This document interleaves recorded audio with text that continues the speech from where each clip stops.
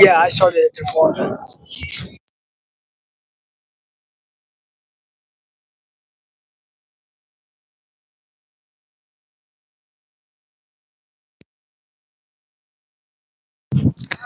Mic check 1 2. Mic check 1 2.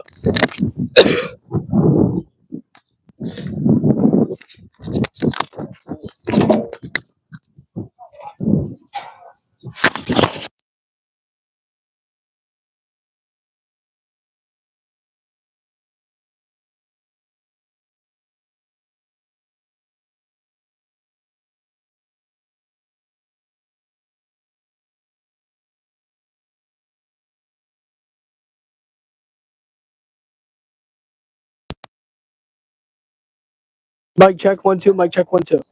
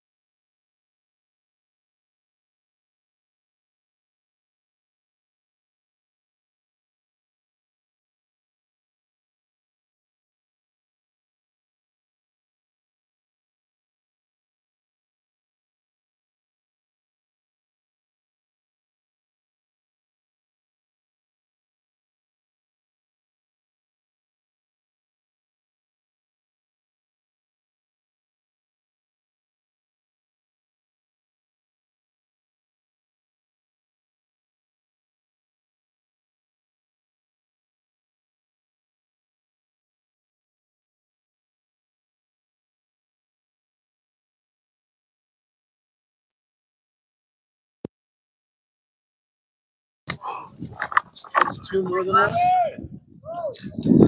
Mic check 1 2. Mic check 1 2. Mic check 1 2. Mic check 1 2. Yeah. Hold on. Yeah. Mic check 1 2. Mic check 1 2. Check 1 2.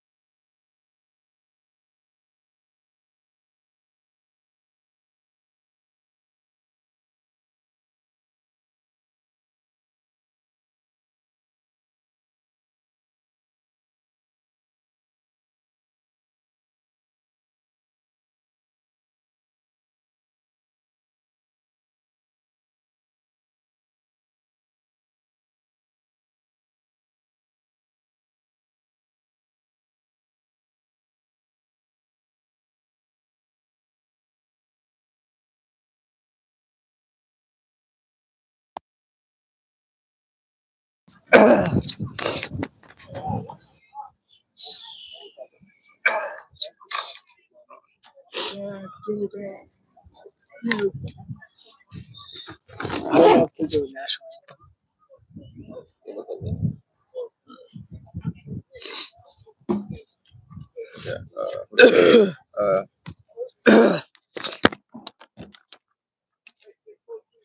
Just talk about Vetrano being out like the past like week with injury. Okay. And then I'm gonna talk a little bit about the last game as well. Okay. Where is it? There it is.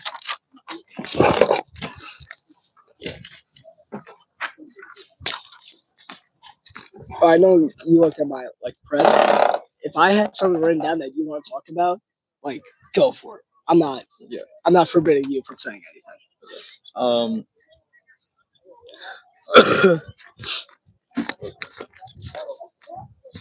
If there's like an inning where you hand off play-by-play to me, do you want like what do you want from that? Like just me to do everything? No. So I'll probably be doing color. When you're doing play-by-play, you've heard me doing enough. You've watched enough baseball games. We're trying to set the pitch. Count it off. Count goes 1 and 2. Yeah, I know. I can do that. Honestly, yeah. I'll be doing game changer. I'll be on the walkie-talkie. I just need you. I'll probably be better because I have more structure. Because there's clear events. I don't have to make something up on the spot always. So I don't want to get her hopes up. So it's a maybe. Because I'm a control freak. So I really want to do play-by-play, but we'll see. Don't look now. Behind this wall.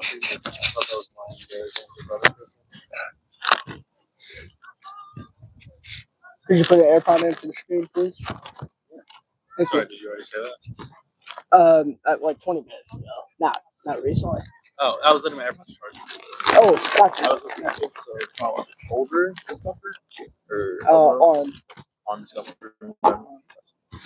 You said his whole arm. Not good. Yeah, that's 42, so it should last the whole game.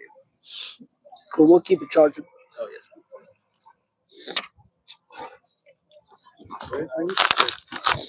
So that's good. Hopefully.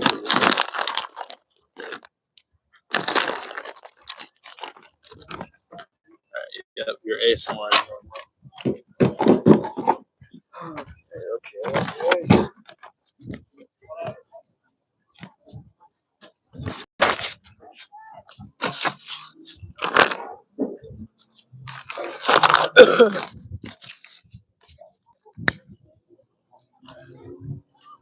I know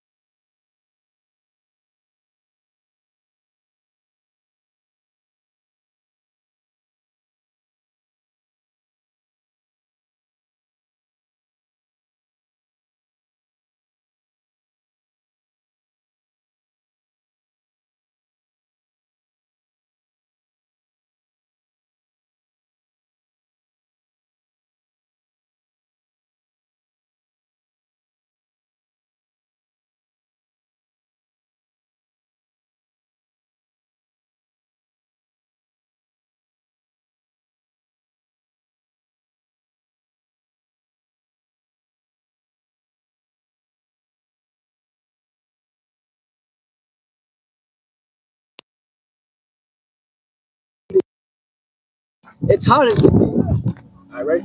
3, 2. It's hot as can be for some short conference tournament baseball. Today, the 12-10 number 7 seed Howell Rebels will be at home taking on the 17-7 number 15 seed Colts Cougars. My name is Theo Horton alongside Sean Ross on commentary with Jared Halprin behind the camera. We apologize in advance because I lost my voice over the weekend, but we're persevering through because the third round of the short conference tournament has arrived, and it'll all begin with Howell's ace, Jackson Vetrano. Vetrano this season has appeared in 9 games, 8 of them starts, a 6-2 record, and 31 in third innings pitch, a 3.35 ERA, a 1.66 WHIP, and a team-leading 49 strikeouts compared to 30 walks. Jackson Vetrano has been out the past week with some general arm discomfort, but he is back today and A-OK. But last round in the short conference tournament, Howell won 5-1 versus Manalapan, where Johnny Bertan threw 7 full innings with 6 strikeouts and only 1 hit. But Jackson Vetrano is on the mound today, and he hopes to do the same to the Colts Cougars.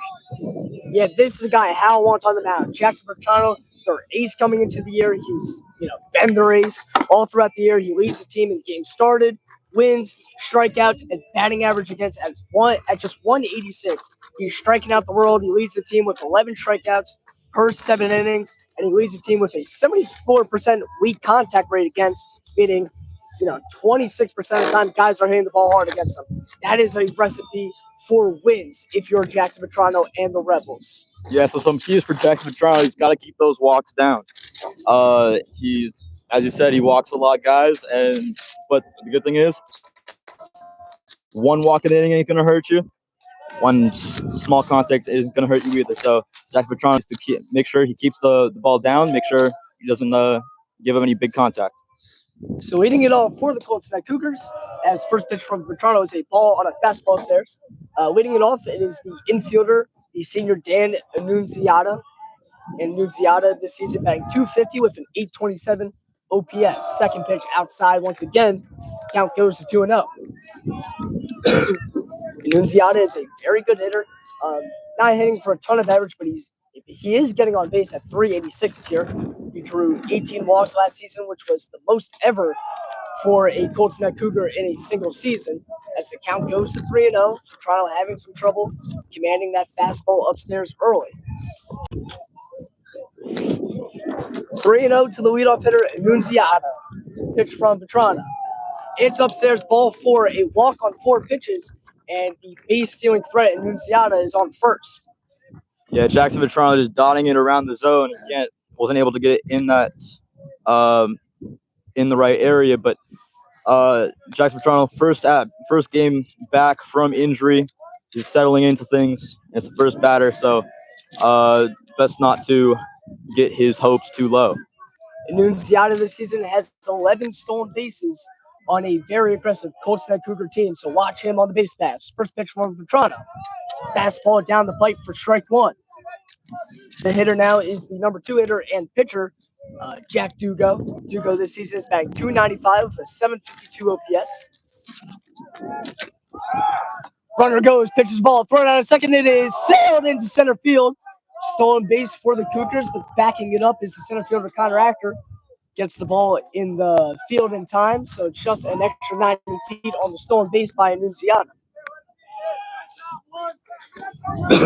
Tedesco made some body movements there to make sure that Annunziata stayed on second. Didn't realize the ball went into center field immediately, so that's probably why the Cougars do not have a man on third right now. 1-1, pitch to Dugo. Fastball upstairs once again. Vetrano with some issue commanding that pitch.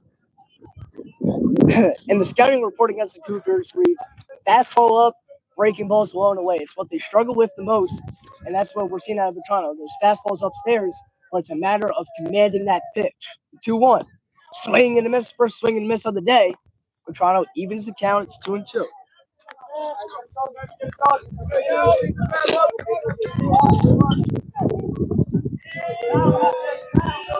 Two to the number 2 hitter, Dugo. Vetrano looking for his first strikeout of the game.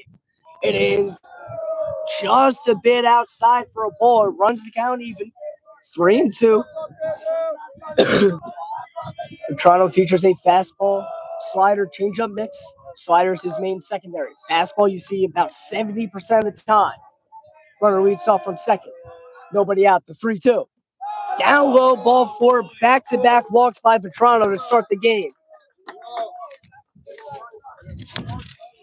Yeah, if I were Jake Leotti right now, I would walk up to the mound to talk to Jackson Vetrano. He's a bit out of it right now, probably feeling a bit down from that injury. But Jake Leotti, he's been so good all year. He's been able to keep pitchers calm. So we might see that soon if Vetrano does not get out of this. And now it's the three-hitter, the first baseman and ace, Ryan Rude this season, leading the team with 462 batting average, 533 on-base percentage, and a 1.161 OPS. Absolutely mashing at the plate this year, leading the team with 36 hits, 5 doubles, a pair of home runs. Does have a pretty flat swing, as you will see throughout the game. First pitch is fouled straight back into 0-1. So it's a flat swing. It translates to a lot of line drives. So the approach is pitch him low, and hopefully you can get a ground ball. Yeah, Ryan Rude, 6'5". He's got a big frame. Those line drives can really hurt you, especially if he gets all of it on one. All those line drives that maybe dropping into the center field could be going out. So you got to be careful with him. Yeah, you don't want to leave the pitch up because he can, get an extra base hit as he's prone to show with, I believe, 7 or 8 extra base hits this year. Pitch was outside from Vetrano. The count goes even, 1-1. 2 on, nobody out. Pitch from Vetrano. Swinging a ground ball towards first. It will leak into right field. First hit of the game for the Cougars. It's an RBI base knock for Rude as the throw is not in time. Throw down to third. And it's an extra 90 feet for the Cougars. They remain aggressive on the base pass and take a 1-0 lead here in the first. Yeah, an unfortunate start for Howell here. The big single. Ryan Tedisco couldn't come up with it as he was chasing it. Almost got Dugo, or the courtesy runner, out at third, but throw didn't make it quite there. So we now have runners on the corners. And yeah, we talked about the issue with the walks for Vetrano. He walks about a better per inning, and that's just not good.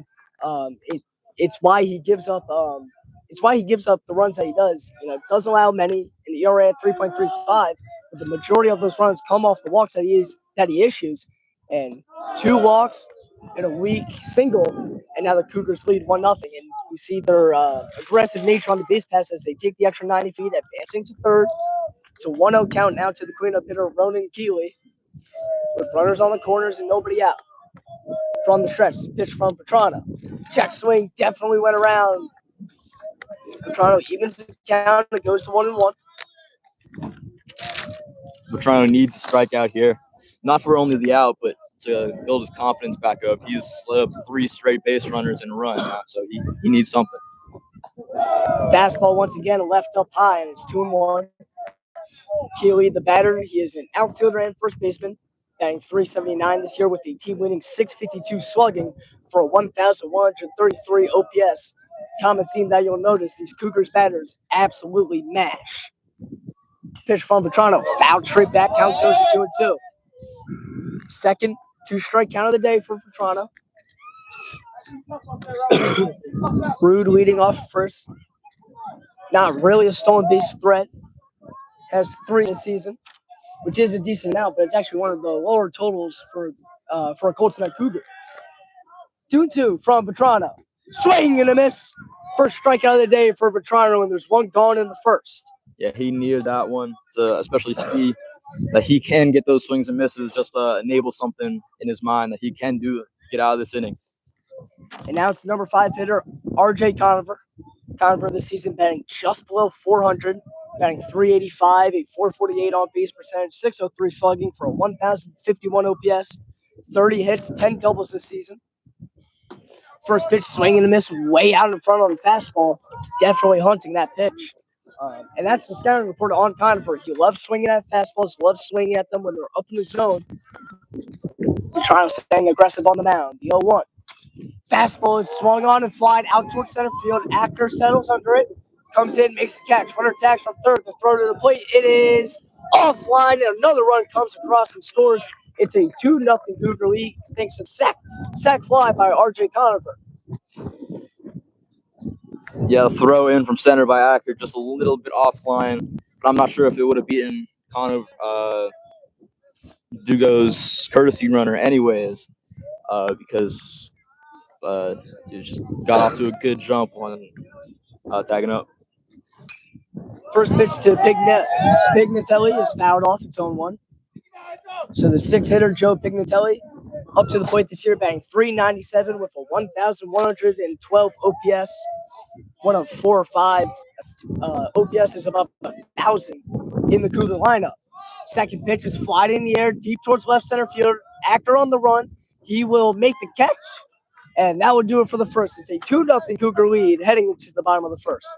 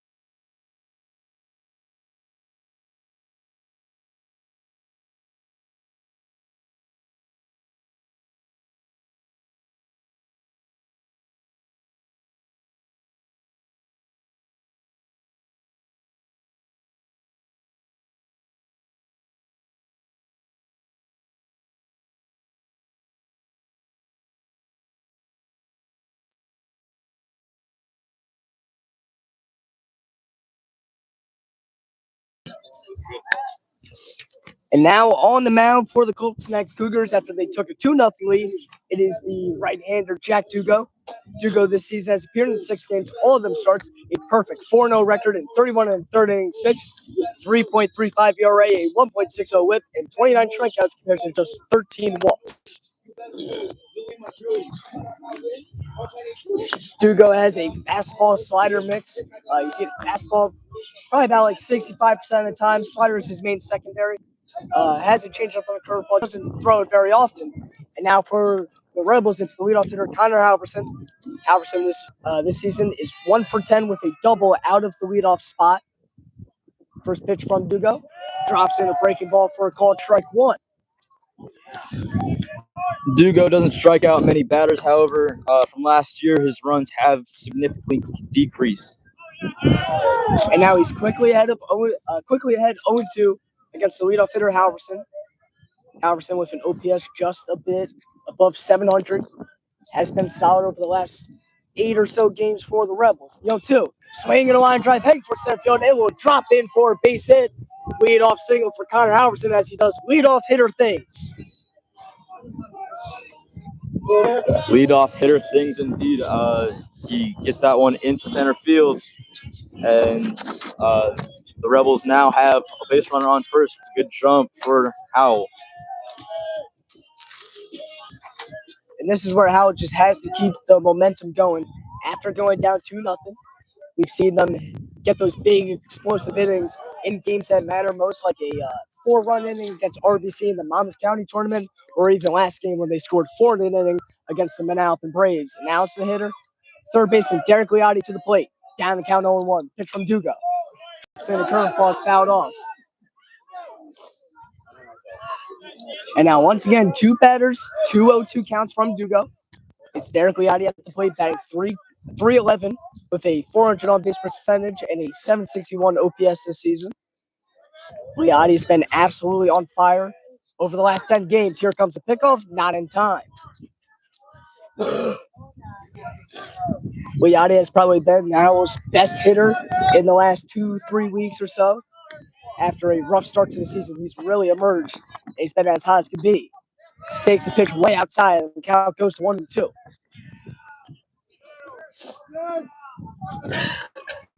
I would not be surprised to see Howell match some of the Cougars' aggression.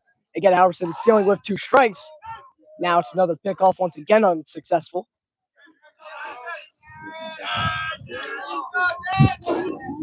Ryan Rude, the Colts first baseman, keeping Halprin close. Pitch. It is taken for a called strike 3. First K of the game for Dugo. He sits Leotti down.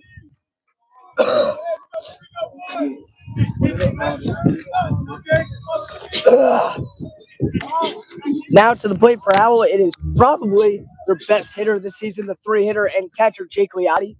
Leotti this season leading the team with a .415 batting average, a team-leading .466 on base percentage, and an OPS above 1,000. First pitch inside for ball 1. Leotti's OPS is 1,066. Leads the team with 27 hits, some of the most hits in the state.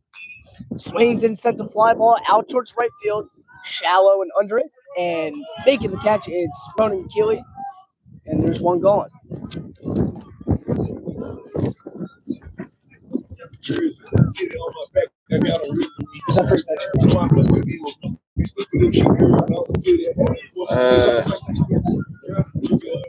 Nobody does? All right, cool.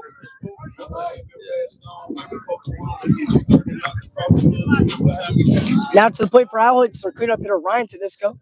Tedesco this season bagged 284 with 385 on base percentage and a team leading 701 OPS, or 701 slugging rather. First pitch is a called strike on the outer corner. Tedesco's OPS at 1,086 leads the team in that mark, leads the team with 5 home runs, which is the most in the short conference.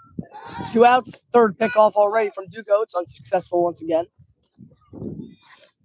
Yeah, Tedesco's been in a bit of a slump in his last 5, only hit it for a 200 average, only 1 RBI, which isn't expected of him at all. But every player has their lows and highs, but Tedesco can expect to have high here. Ground ball hit towards second, weakly hit to first in time, and it's a quick first inning from Dugo. It's a 2-0 Cougar lead heading into the second. Yeah.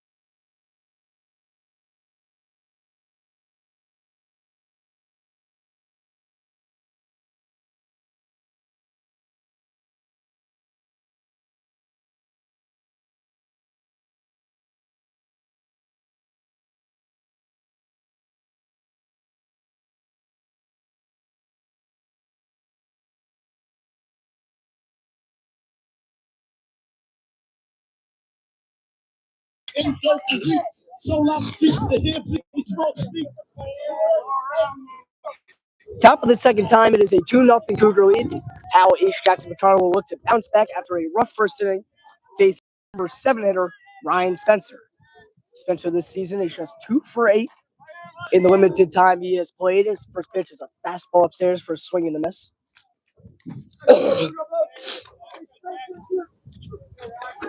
Down his own 1. Veterano from the line. The pitch. Fastball upstairs for a ball. It's 1-1. Spencer 2 for 8, a pair of RBIs. Both of his hits have been singles. 1-1 from Vetrano. Fastball down the chute, called strike.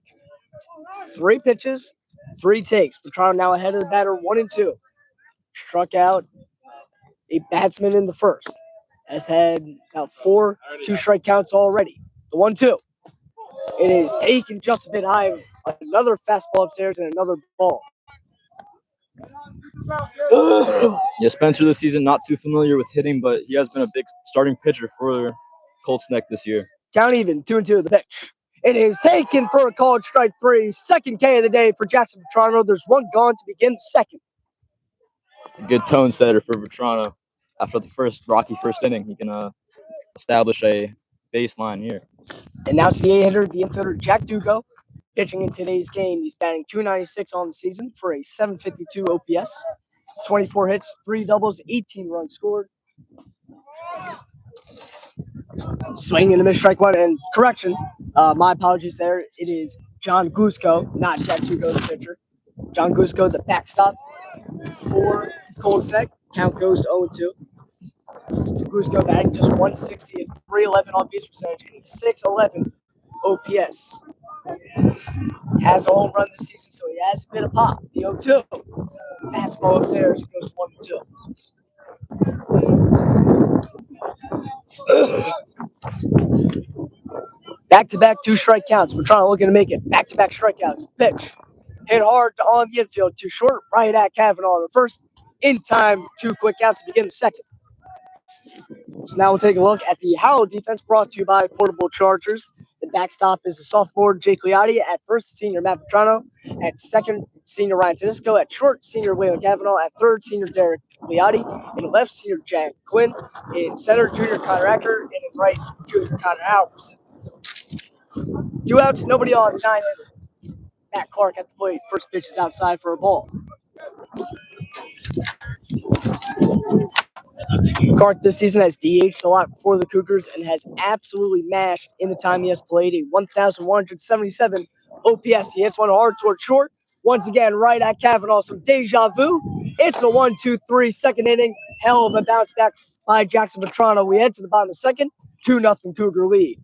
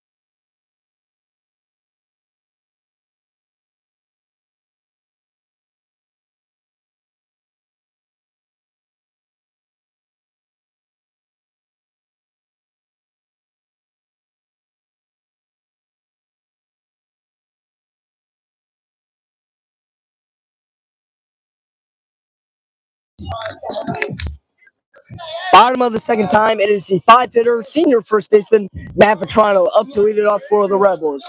Vetrano this season batting .295 with a .442 on base percentage and an .835 OPS. He has 18 hits, 4 of them for extra bases, a single home run on the season that did come at home. Yeah, Vetrano, not a lot of extra base hits, but he does single and get on base via walks, and hit by pitches occasionally. Yeah. So we hope he's leading the team with 12 walks a season compared to just 8 strikeouts at the plate. First pitch swinging, ground ball, base hit to right. It is the second hit of the day for the Howell, and they have a leadoff runner on for the second inning in a row. See the typical single there from Vetrano. And now to the plate, it is the 6-hitter, senior left fielder Jack Quinn with a very fitting walk-up song. Quinn this season is batting .281, a .370 on base percentage, a .484 slugging for an OPS well above average at .854. He's been phenomenal at the plate over the last 15 games for the Rebels. And he swings first pitch, grounds it towards the left side. That is through. Back-to-back base hits, another ball gets past the left fielder. But Trotter to third, he's going to be waved home. Quinn will go to third. The throw draws him in. He is out at third, but a run does score.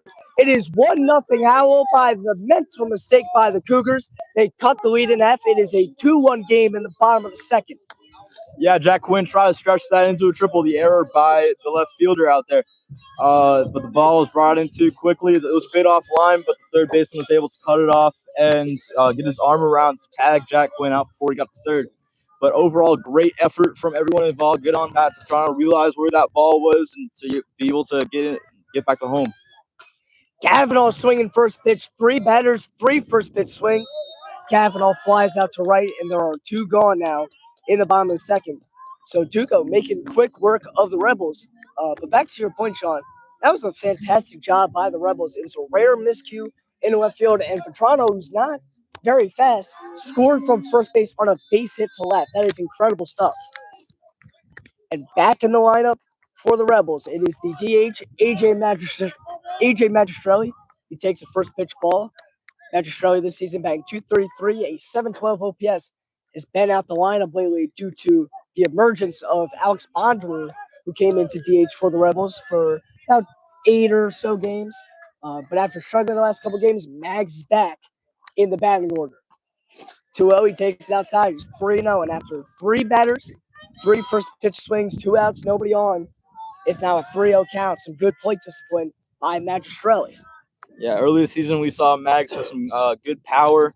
Not a lot of contact, but a lot of power. Yeah, and I had a discussion with head coach of the Rebels, Coach Royal, pleading my case for Mags, saying he's hitting the ball throughout the season. He has hit the ball incredibly hard, and he deserves a shot back in the lineup as he draws the walk, and the Rebels get a 2-out base runner and some more life in the bottom of the second. And now it's a 9-hitter, Connor Acker to the plate. Acker this season batting .246 and on base pretty low at .306 and an OPS below average at .640. But out of a 9-hitter, you'll take a .640 OPS. Yeah, you will. I mean, most teams have 9-hitters who they just sit there because they're good at fielding, but Connor Acker able to field and have that hitting ability. So after some command issues on the fastball, Dugo drops in a breaking ball for strike 1 against Acker. The 0-1. Acker takes the fastball down the chute. It's 0-2. Little quick pitch from Dugo, and Acker simply wasn't ready for it. 2 outs. The 0-2 pitch from Dugo. Acker flings his bat at it, hits it hard towards first. Glove cleanly to the bag in time. It's Ryan Rude. We head to the third inning. It is a 2-1 Cougar lead.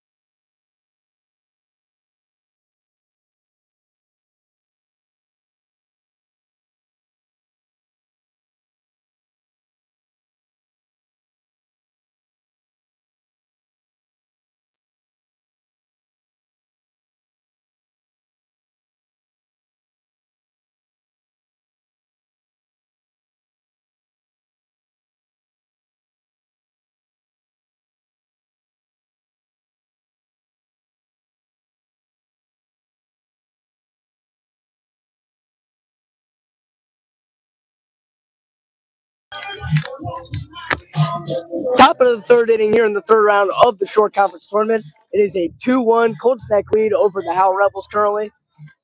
Jackson Matrano, the Rebel Ace, remains on the mound. He will face the leadoff hitter, Dan Annunziata, for the second time today. Annunziata drew a walk and scored in his first plate appearance today.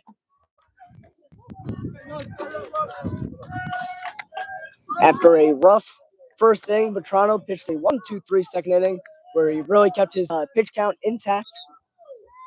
First pitch to Annunziata. It's a fastball. And then we'll go.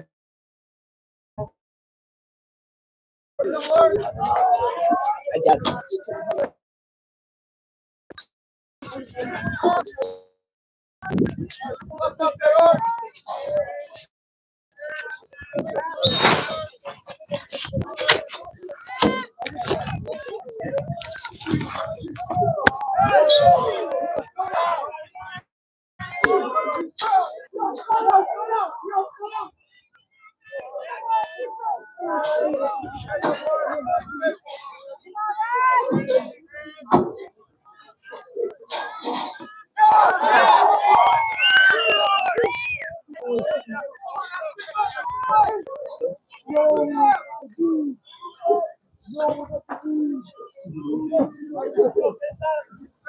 It might be a bit janky, but you keep the swing back over.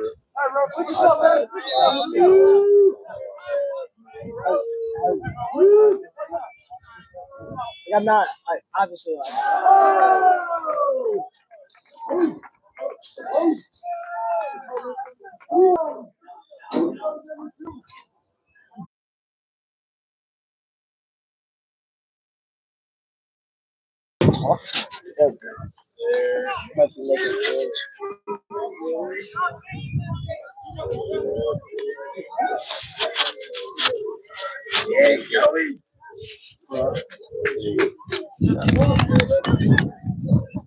Can you hear the mic?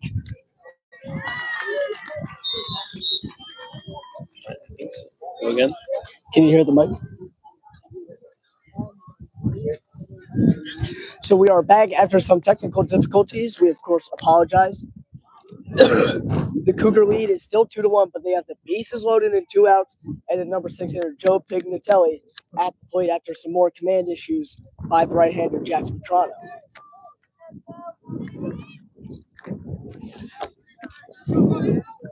So bases are loaded, 2 outs here in the top of third. Matrano already up to 56 pitches. We've seen some frustration out of him after walking guys. Just he's beating himself up a little bit on the mound, and you just can't have that. If you're Howell, you need Matrano locked in. You need him at his A game, and when he's in his head, he's thrown off. He's rattled. Yeah, you get in your head too much, and thoughts bouncing across your head. Like, oh, I gotta think about all the base runners. I gotta think about all the balls and walks that I've allowed in the past 2 innings. But right now, Matrano just needs to focus on this at bat, just getting this out. That's all he needs to worry about right now. There's no chance of base runners stealing. So it's just all him.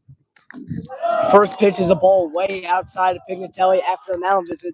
We've seen it was a catcher mound visit and now a coach mound visit. So Howell cannot use any more mound visits this inning unless they're making a pitching change.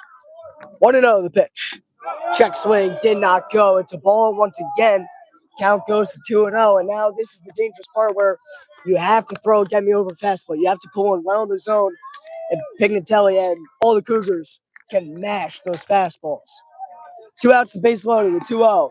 Fastball down the shoot, a called strike. 2-1. Matrano back into the swing of things. From the stretch, the 2-1. It's a fastball in on the hands, and the count goes to 3-1. Sean, what pitch do you go to here? I mean, 3-1. I'm going with the fastball. I know they can hit it a lot, but it's the pitch that seems to be working most for Matrano right now. 3-1 the pitch. Popped up on the air towards right field, charging in, making the catch at Talverson, and that will do it for the top of the third. We head to the bottom of the third. It is a 2-1 Cougar lead. All right. I need. Yeah,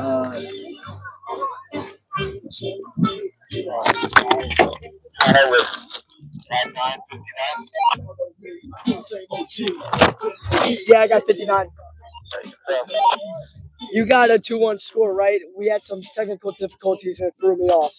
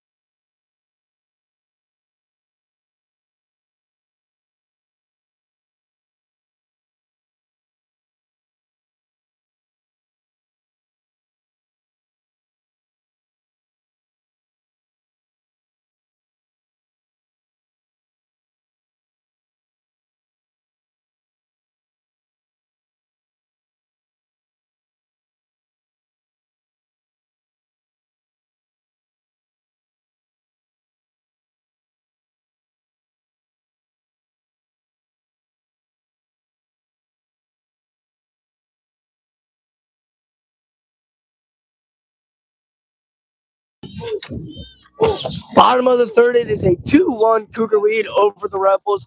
Remaining on the mound for Colts, it is Jack Dugo. Dugo had just 22 pitches through 2 innings despite allowing a run. He's still in the zone. The Rebels are swinging early. They're staying aggressive. Let's run themselves into some outs. Now they have the leadoff hitter up to the plate, Connor Halprin. Halprin, once again, swinging first pitch, flies it out towards left field. Heading in, and it's off the glove. The second error of the game by left fielder John Glusko puts Halverson aboard for the second time today. And the Rebels, once again, 3 innings in a row, have a leadoff runner on. Yeah, left fielder John Glusko is not having a good game today. He let that single by Jack Wynn go right past him into the wall, which allowed for a run to score earlier. And now this error, second one on him today, which allows Halverson to get on base. Yeah, this is a huge game. Obviously, third round of the short conference tournament. The winner of this game will play the winner of the 14 seed Point Pleasant Borough at the number 6 seed CBA. As Derek Riotti lays down a beautiful bunt right back to the pitcher. One gone. He advances Halverson to second. Sorry, it is a successful sac bunt by Riotti. But back to my point. This is a big game, and I think the moment is getting into some of these pitchers' head, or some of the players' head, like Jackson Vetrano, who has really struggled with his command today, and also the left fielder Cusco, who's made a pair of errors. Yeah, it's definitely a day full of errors for each team. I don't know if allowed for each team to get some runs. 1 out. The Rebels have a runner in scoring position for the stud sophomore, Jake Liotti. First pitch coming. Liotti takes it down the chute for a called strike. It was just last game where Liotti blasted a 2-run home run against Manalapan. It gave the Rebels the lead 3-1, a lead that they wouldn't relinquish in order to make it to this point in the tournament. Liotti swings, lines one into left field. That's down, a base hit. Alverson will stop at third. The Rebels have ducks on the pond with 1 out here in the third. And now on the miscue once again, the third error of the game by the Cougars allows Jake Liotti to advance 90 feet, and Howell has 2 runners in scoring position with 1 out. Once again, more fielding issues for Colts Neck allows Howell to be in a good position as the courtesy runner, Sean Sweet, comes out. In my opinion, Halverson probably could have gone there. Gusco held the ball for a while, so it could be 2-2 right now, but Ryan Tedisco has the opportunity to make the lead even more than that. Yeah, definitely. I'm not against Halverson not going there. You have your best hitter up, or probably your best hitter up in Ryan Tedisco with 2 runners in scoring position and 1 out. Don't run yourself into outs. You got to score those runs against a Colts Neck team who averages 7.5 runs a game. You know, when you get the opportunity, you have to cash in. 2 runners in scoring position. Courtesy runner Sean Sweet at second. Connor Halverson at third. Fourth, the always dangerous Ryan Tedisco. The first pitch. Tedesco, a big hack. He fouls it straight back. Count goes to 0-1. Wouldn't be surprised to see Dugo pinch around pitch around Tedesco here with a base open at first base. You don't want to face the lefty Tedesco, who leads the short conference in home runs at five. 1 out. The 0-1. Tedesco leaves it high and outside. The count goes even.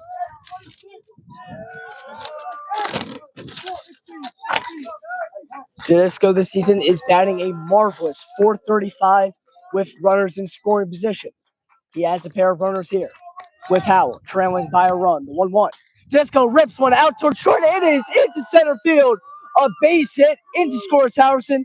Sean Sweet will stop at third. The Rebels have tied it up in the third on an RBI base knock by Ryan Tedesco. Yeah, it's a big moment for Tedesco. He's been in a bit of a slump lately, but to come through in the clutch like that to tie up the game is big for him.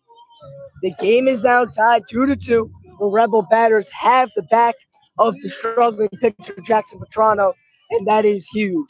Taking advantage of Jack Dugo. They're swinging early, but translating to hits. And now we're going to have a Colts mound visit. We'll be back in about 45 seconds.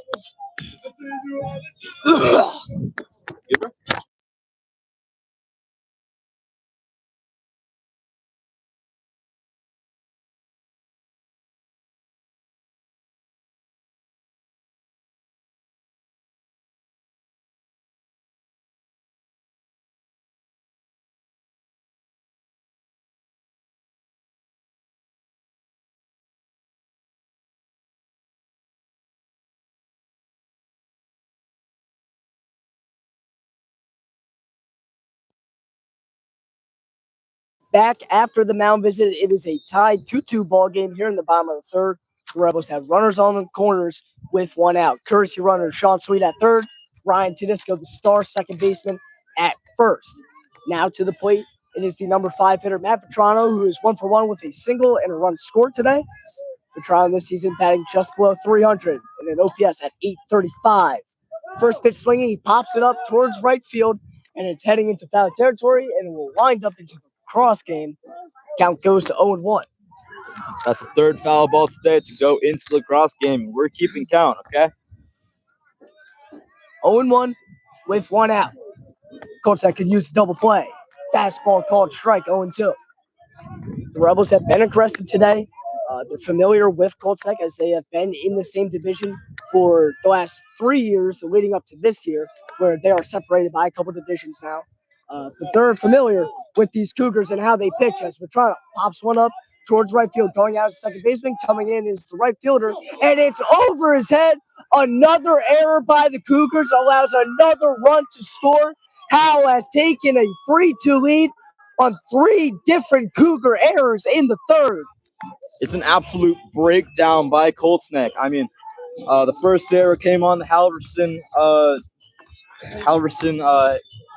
fly ball to left where Lusco dropped it. Then it came to Jake Liotti's hit to left field where the third baseman then let the ball go by him. And now the right fielder dropping that fly ball. It's probably a product of the sun. The sun is hot today, but it is behind us. So for left fielder, it might be a problem, but I don't know what the problem is for right fielder. Yeah, I'm not sure what the problem is in the corners of the Cougar defense here in the outfield, but they're making loads of mistakes. First pitch, Quentin rocks one towards left, but way foul. Way ahead of that pretty slow fastball, and the count goes to 0-1.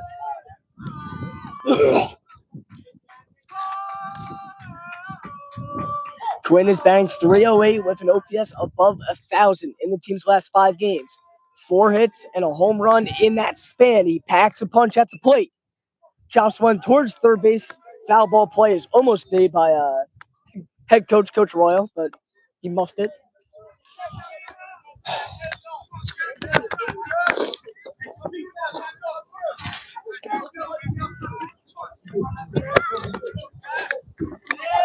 The Rebels doing a great job at capitalizing on Cougar mistakes. Colts Neck is a team that get in their heads when they make mistakes, and the Rebels are capitalizing. The 0-2. Quinn takes it right down the middle. A called strike 3. 2 gone here in the third. That is the second K of the day now for the right-hander Dugo. 2 on, 2 out.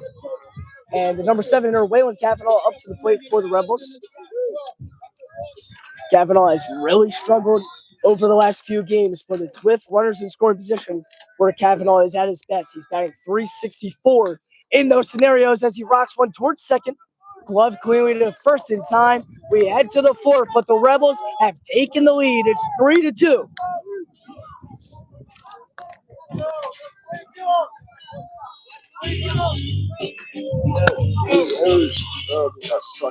Petrano's was.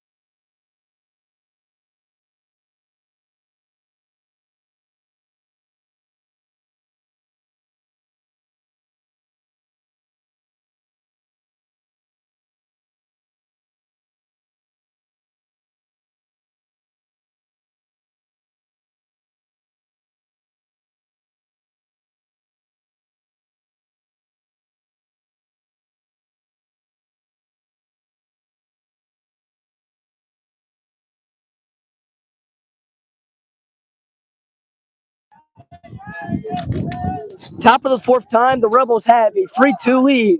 Spencer lays down a bunt first pitch, gloved by Vetrano to first in time.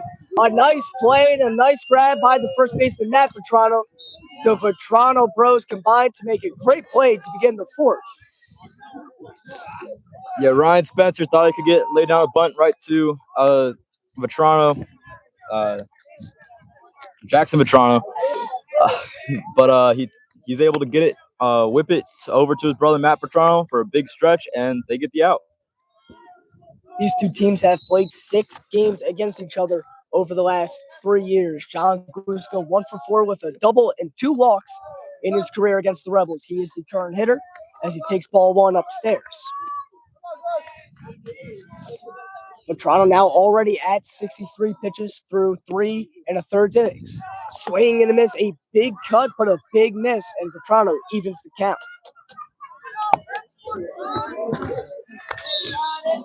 1-1 from the wind with the bases empty. Down the chute, called strike. Vetrano ahead of the batter, 1-2. Great signs to see 2 batters and 3 strikes on 4 pitches. 1-2 with 1 out. Pitch from Vetrano. Fouled off. Glusko stays alive.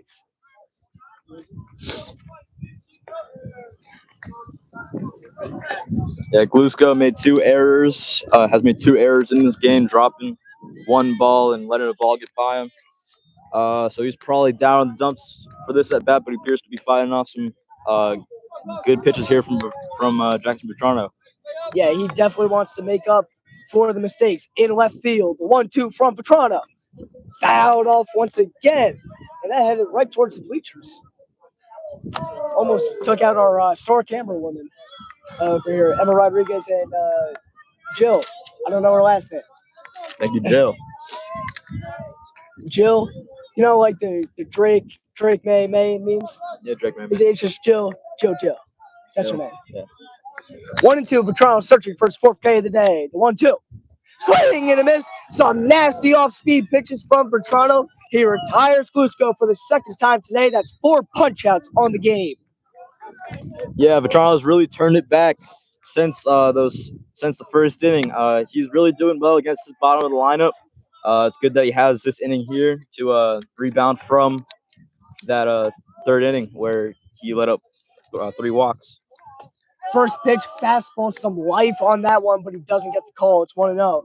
And of course, pitchers are always going to be happy after strikeouts, but Vetrano doesn't show happy emotions very often, and we saw a smile and a chuckle out of him after that strikeout. So I think he's got the feeling back in his arm. Yeah, all game he's been wearing that black armband probably to stabilize his arm after having some discomfort over the last week. Yeah, probably a method to just keep his arm hot to keep pumping.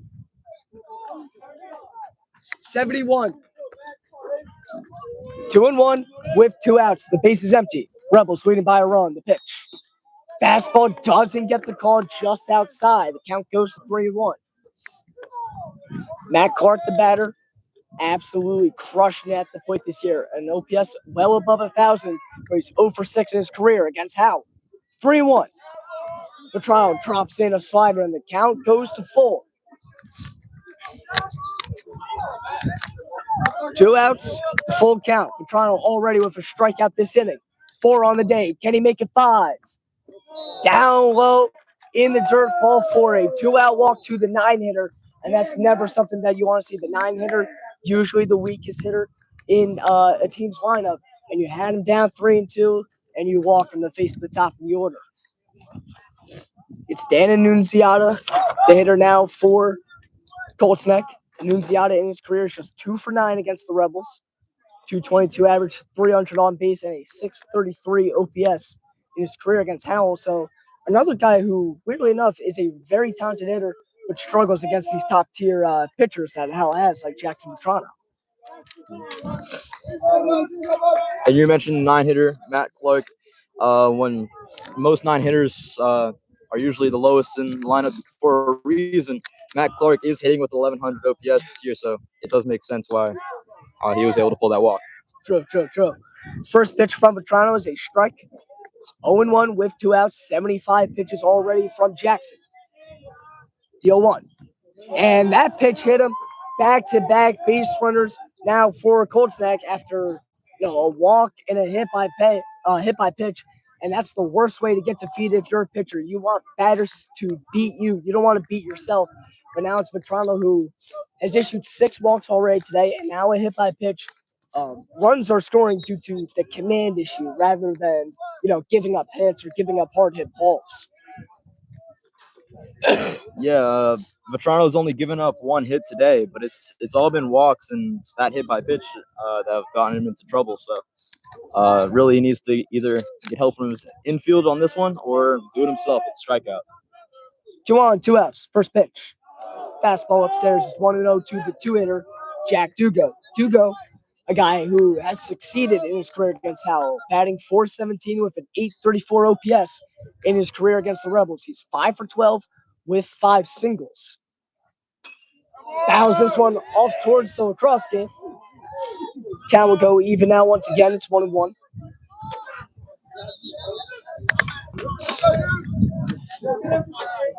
Dugo, the pitcher in today's game, has really faced some unlucky turn of events with some sloppy defense by his team. So he's trying to give himself some run support here and maybe some insurance if he pops one out of here. Vetrano dials it up with a fastball on the outer edge. He's ahead of Dugo, 1-2 with 2 outs. 4 strikeouts already today, looking for a second on the inning. 2 on with 2 outs, ahead of the count. 1-2, the pitch. Way outside on a wonky slider. Count goes to even. It's 2-2 now. Vetrano's pitch count is getting high. This may be his last or second to last inning of work here. Yeah, Andrew Moore and the right-hander loosening in Howell's pen. Vetrano ahead. 2-2, the pitch. Just a bit outside the second full count of the inning as the count goes to 3-2. 81 pitches already. Vetrano looking to buckle down, get the final out in the 4th. 2 on, 2 outs, the full count, payoff pitch, swing and a miss, he got him. Second K of the inning for Vetrano, that's 5 on the night. We head to the bottom of the 4th with a 1-run Howell lead.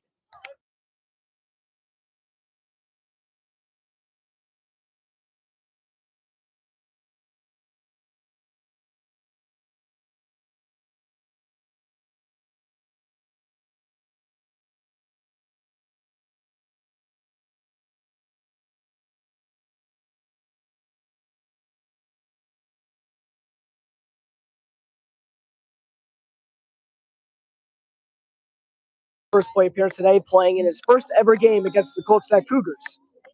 In fact, this is his first game he has played in the short conference. Or no, this is his second short conference tournament game. Apologies. Last year, the Rebels were a first-round exit at the hands of Toms River South, but this year they're making quite a bit of a run as the first pitch from Dugo is inside for a ball. Count is 1-0. Pitch back, swings, hits it hard towards third. Glove clearly to first. It is in time, and this one gone to begin the fourth.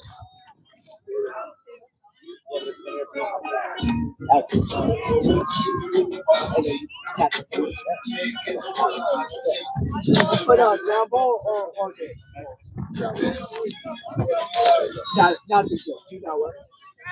Playing hard ground ball at first. Tap the third baseman. 1 out, nobody on for the 9-hitter. Connor Acker swings and foul tips this one. Acker 0 for 5 with a walk in 2 games played against the Cougars in his career. Now he chops one out towards short, deep in the hole. It is off the glove. Acker will beat it out at first. That is going to be an infield single for Connor Acker, as he likely would have beaten out the throw anyways at first. And now the Rebels get some speed on the base pass. Acker tied for the lead in 3 stolen bases this year for Howell. He is 3 for 3 on attempts. And against a soft tossing Jack Dugo, wouldn't be surprised to see the lengthy center fielder steal a bag here. Yeah, I agree. Dugo has to be frustrated with his defensive play here. He's been very good keeping his pitch count low, but he's not being helped out by his infield or outfield. Leadoff hitter Connor Halprin to the plate for the Rebels. He takes the first pitch high. It's 1-0. Halprin has reached base both times today. A single and an error has allowed him to reach first safely both times today as he takes another pitch outside. Count goes to 2-0. Halprin has struggled a little bit at the leadoff spot, 1 for 10 with a double coming into today's game. But today he is managing the leadoff spot well as he pops one up towards first and under it and making the catch for the first out of the inning, or second out of the inning. It is the first baseman Ryan Root. 2 outs now for the 2-hitter, the infielder Derek Liotti. Liotti batting above 300 and on base above 400. OPS knocking on the door of 800 due to his, I don't even know if you want to call it a hot streak anymore or just who Liotti simply is. And now a pickoff move. They had Acker dancing off of first, almost got him out. It was a bang play. A very narrow call. It goes in the Rebels' favor as Acker slid in safely. We have a perfect view of it, and I'm not going to lie to you, Sean. I think he may have been out. Yeah, luck there by the umpire. Yeah, and we've seen the Rebels take advantage of when the Cougars don't get something to go their way, like the error. So hopefully they can do it here. The Cougars in their minds right now thinking that they should have been out of this inning. And hopefully the Rebels can capitalize off of that poor mentality. Acker goes. It's inside for a ball. Throw it out a second. Not in time. Acker is safe for days for his 4th stolen base on the season. Count is now 2-0 to Liotti. And the Rebels get a runner in scoring position for the base hit machine, Derek Liotti. Just drag him. Safe. Stolen base. You want to practice that?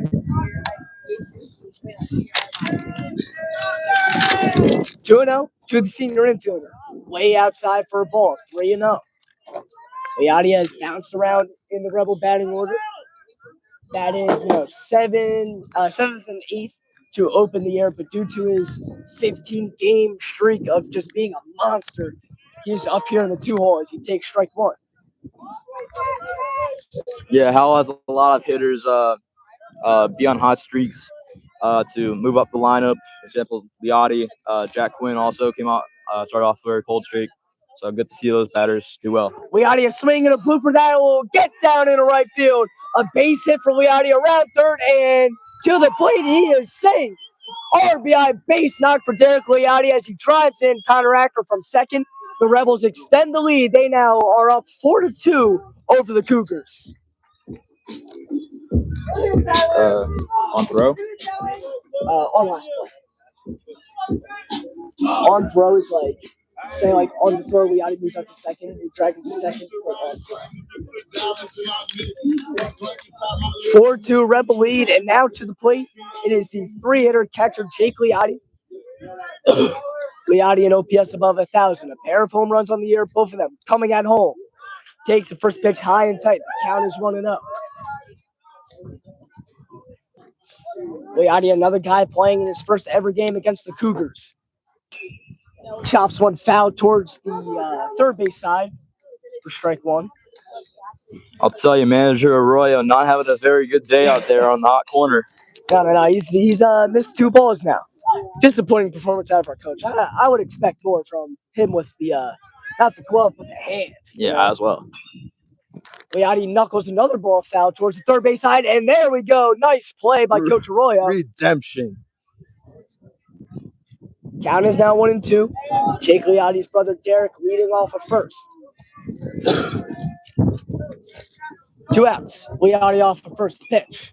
Swing and a hack foul. Straight back. Liotti stays alive.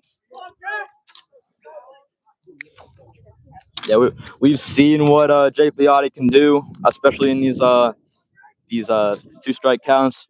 He has very good mentality. He just needs to hold on here.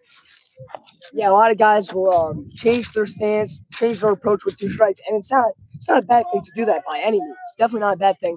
But Liotti is a guy who just same mentality, same approach every pitch, no matter the count. I mean, unless it's 3-0, maybe he'll take one, but he just loves swinging, and he has confidence in himself, and that's the most important thing as a high school player is to be confident. He knocks another one foul. Count remains 1-2. The third 1-2 pitch coming up from Dugo to Jake Liotti. 1-2. It is taken just a bit outside. That's a hair outside if I've ever seen it. Count goes to 2-2. Liotti looking to extend. The Rebel rally. Grounds one towards the left side. It is through into left field. Back-to-back base knocks for the Rebels. They have runners on first and second with 2 outs and a 2-run lead here in the 4th. Yeah, big spot here from Jake Liotti to get that single. Moves runners in the scoring position with 2 outs here. And now we have Ryan Tedisco, Howell's best hitter up. Yeah, the big thing here for the Rebels is just staying hot, not taking your foot off the gas pedal. We're going to have a mound visit. We'll be back in about 30 to 45 seconds, and I'll continue my point.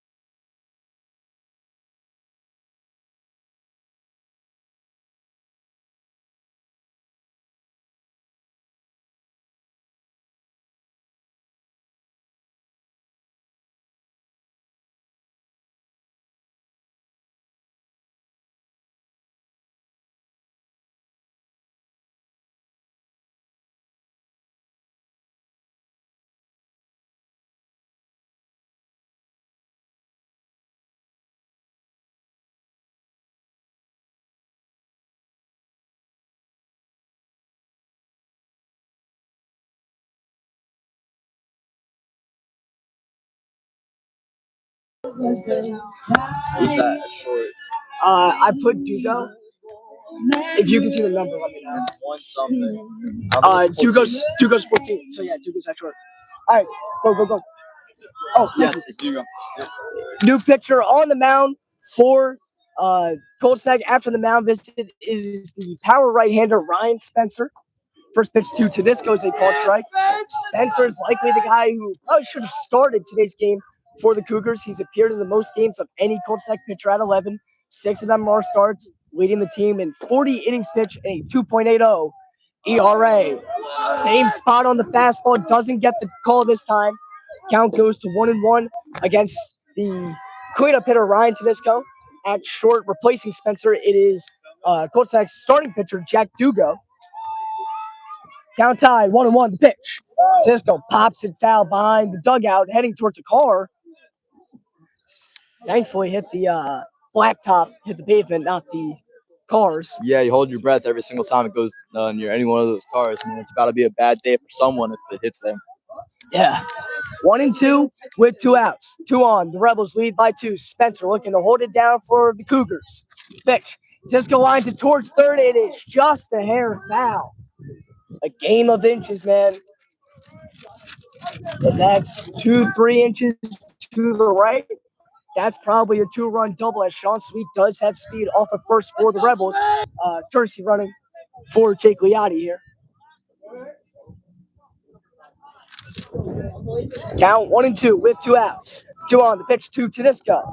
Way high on a fastball. Losing it a bit is Spencer. Count even. 2 balls, 2 strikes. Spencer strikes out 11 batters per 7, and that's what Colts needs right here. A big strikeout to counteract some sloppy defense. Tedesco waves and misses. Spencer walks off the mound, locks it down for the Cougars. It is a 4-2 Rebel lead heading into the 5th inning.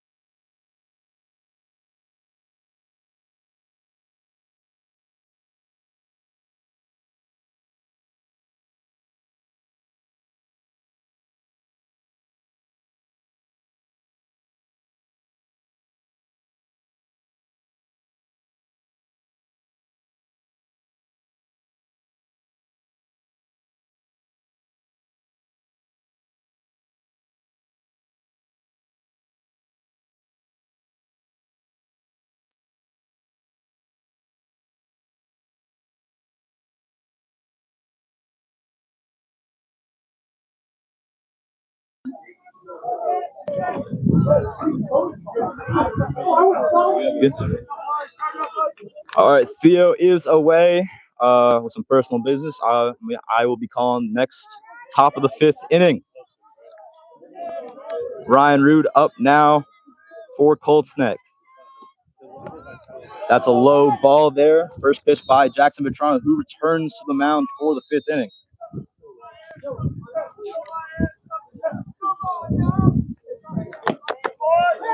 Vetrano tunnels a strike in there for the 1-1 count.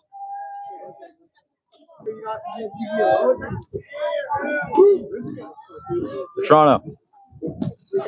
Rude swings through it. It's 1-2.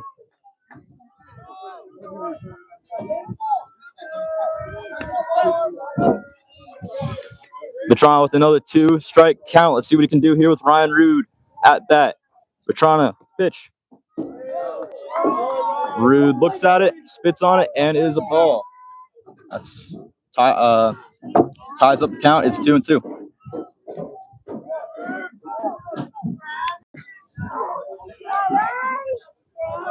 So the next pitch, Vetrano in. Rude swings through it for a strikeout.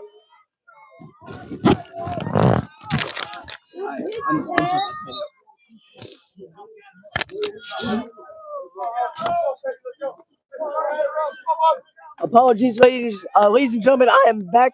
1 out here in the top of the 5th. 4-2 Rebel lead. Cleanup hitter Ronan Keeley to the plate for Colts stack. Big swing and a miss. It's 0-1.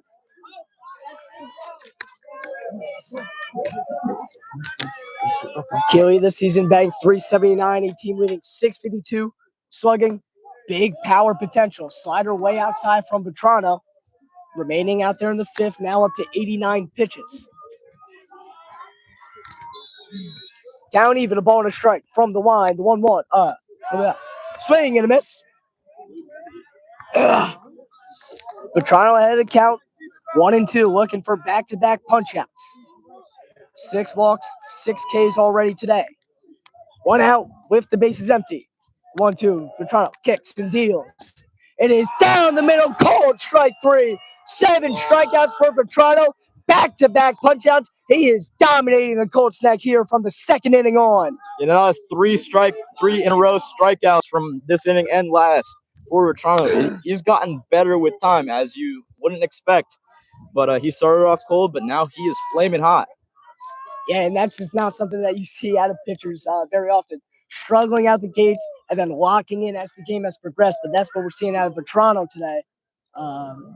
First pitch ball to the 5-hitter, R.J. Conover. Count goes to 1-0. Conover with some big success against Howell in his career. He's 4 for 10 for a .400 average, 3 singles, and a double against the Rebels. It's translated to 3 RBIs in the 6 games he has played against Howell. Count 1-0 with the bases empty. Pitch from Vetrano. Way in the dirt for a ball.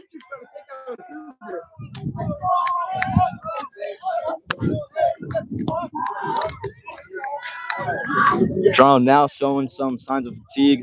He's now spiked 2 pitches in the dirt here in the 5th.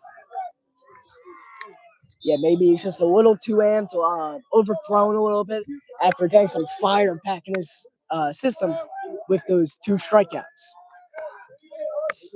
2-0. Vetrano's offering. Just a bit low. Count goes to 3-0. Expect a fastball. Expect a well in the zone. Pitch to the power hitter Conover. It is high and tight for a ball. A 2-out walk, and it puts a runner on.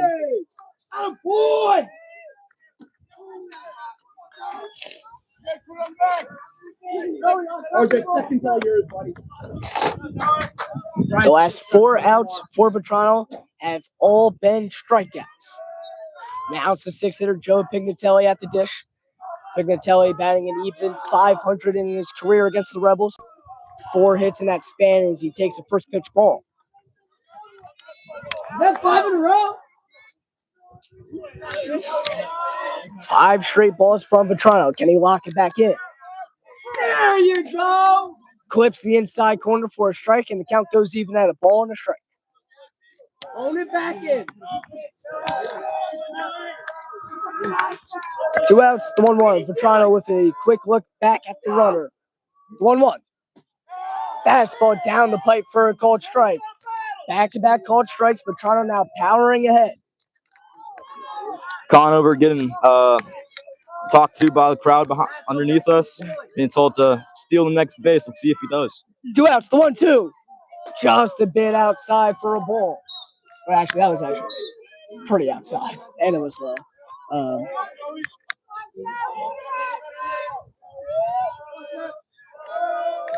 2 outs, the 2-2 from the power right-hander. Chopped on the infield towards second. Tedesco is up with it. 2 first in time. Another clean inning by Vetrano. We head to the bottom of the 5th with a 4-2 Rebel lead. Don't give up on it. We don't give up on you. Vetrano, I have 100. I have 100 too. That's almost worse.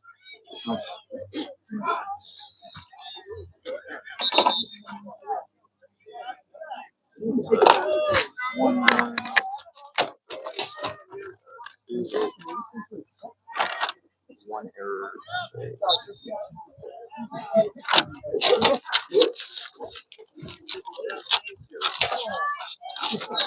What happened at the end of last night? No, like the opening.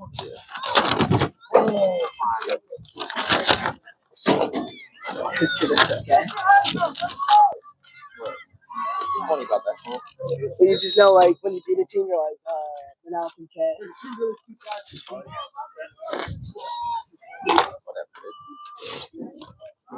You don't play Duke. That's highly offensive. Okay, bro. What's that?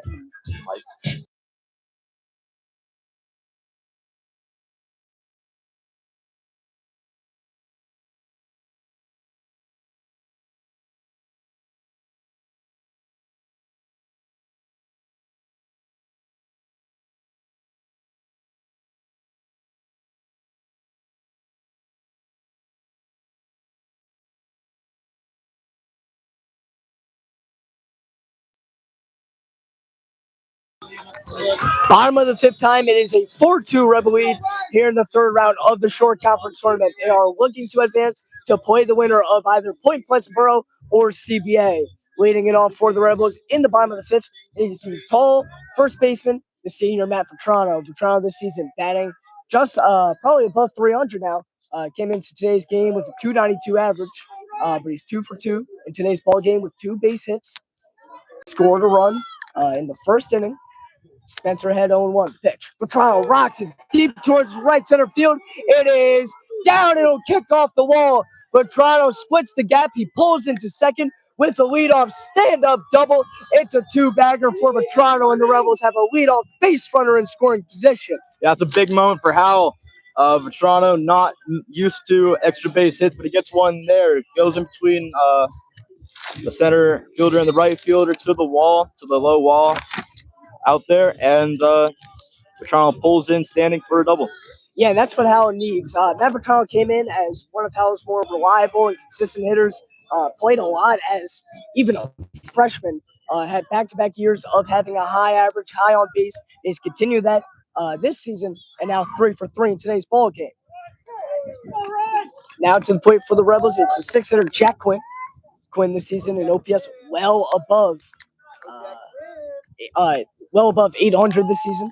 At 854 to be exact, he is 0 for 2 with 2 walks in his career against Colts Neck. Coming into today's game, but he's 1 for 2 with a base hit to left today. Takes a second pitch high and it evens the count. Spencer came into relief after starting pitcher Jack Dugo was relieved of his duties after 3 2/3 of 4-run ball. Way outside that time, and the count goes to 2-1. Spencer is the main strikeout pitcher for the Cougars, which, we alluded to this earlier, that Colts need strikeouts right now. After some very poor defense in today's game, they need a guy to just overwhelm Rebel hitters with strikes, powerful fastballs, and a wipeout slider, which Spencer has. Yeah, they need to keep balls out of play, but Howell has been especially good at doing that against Dugo, and has shown already in this inning that they can do it against Spencer. Down the pipe for a called strike, and the count goes to 3-2. Second full count on its way from Spencer. 3-2. Vetrano leads off a second. Full count payoff pitch. It is nicked foul by Quinn. Popped out of the glove of the catcher, Max Clark. And Quinn remains alive here.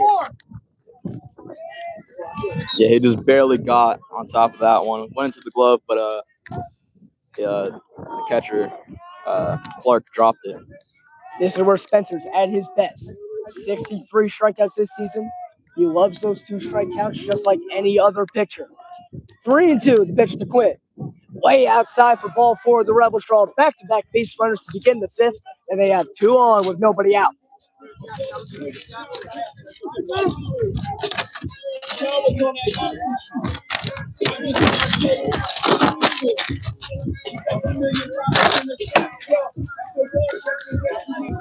Up to the plate for Howell now is the 7-hitter Waylon Cavanaugh.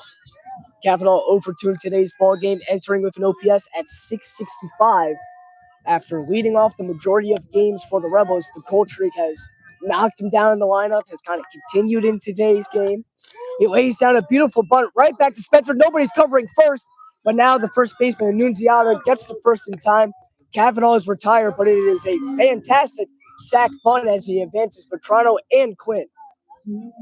Yeah, moving those 2 runners into scoring position for Magistrelli, the known power hitter, although in the slump his first game back. Second and third, 1 out, and this is the faith that Hal has in AJ Maggs, a guy who just blisters the ball, hit a ball hard to third his last time up. He hasn't been in the lineup for the Rebels the last few games. His last start was against Shore Regional, the game that Hal played at the Blue Cross Stadium, in which they lost in the late innings, unfortunately. Maggs hits a ball well out towards deep center field. On the chase, looking up, it is over his head. Maggs around first, heading into second. He is there sliding with a RBI double. He extends the Rebel lead. It's now 5-2 as AJ Maggs unloads the clip on the Colts Neck Cougars. That is the moment for AJ Magistrelli. He gets 1 run in, and that double going straight over the center fielder's head, trying to get a play on it. His glove couldn't make it up there. And so much hype and aura going on in that diamond for the Rebels. And outfielder Jack Quinn, who was the guy on first, had to hold up because it looked like the ball was going to be caught, but it sails over the head of R.J. Conover, allows Vetrano to score his second run of the game. The infield in for the 9-hitter, Connor Ackers. He fouls the first one off.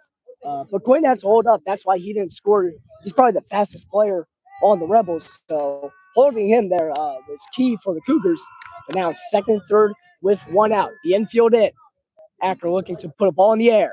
Swings right through a fastball, and the count goes to 0-2.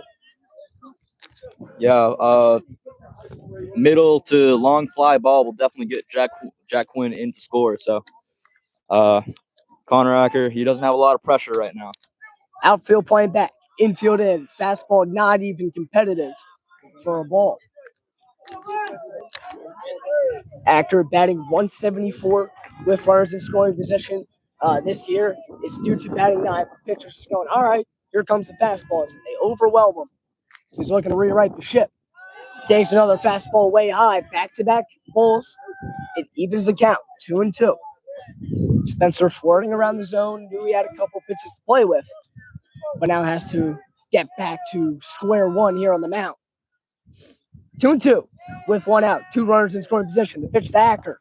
Swinging and a miss up top. Spencer goes back to the well. 3 straight high fastballs, and he retires Acker.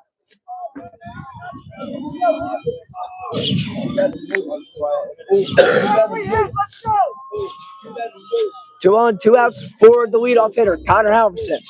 1 for 3 in today's ball game. Has reached base twice due to a single and an error. Popped out to first his last time up.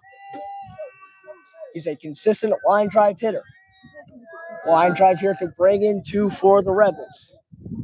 First pitch. Spencer grooves in a fastball for a called strike. Acker batting 273 with runners in scoring position this year. Well above his season average at 250. 0-1 the pitch. Acker fouls it straight back. Halverson fouls it straight back. They both got the same first name, same age, same grade, you can see. Both in the outfield, very confusing. Yeah. Right next to each other. They both play football. Yeah. Yeah. Honestly, very confusing. Yeah. Why would They're kind of the same Royal humans. do that to us? 2 outs, the 0-2. 2 runners in scoring position for number 2. Pitch from Spencer. Alverson stares at it for a called strike 3. Back-to-back strikeouts for Spencer. He struts off the mound after allowing a run. It's 5-2 Rebels heading into the second.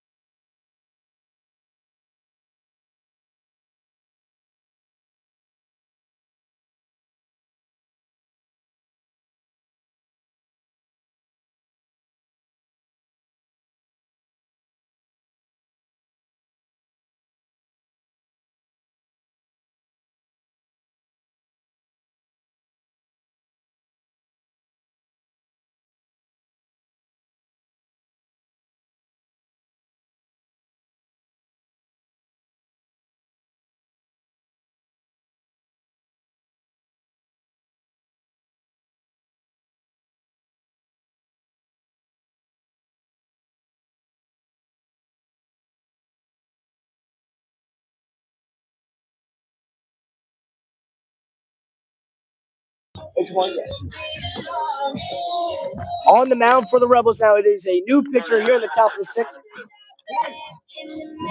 Say that one more time, I'm sorry.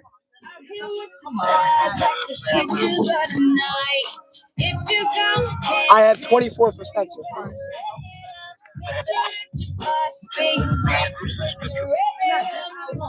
This is number 22, Andrew Morin.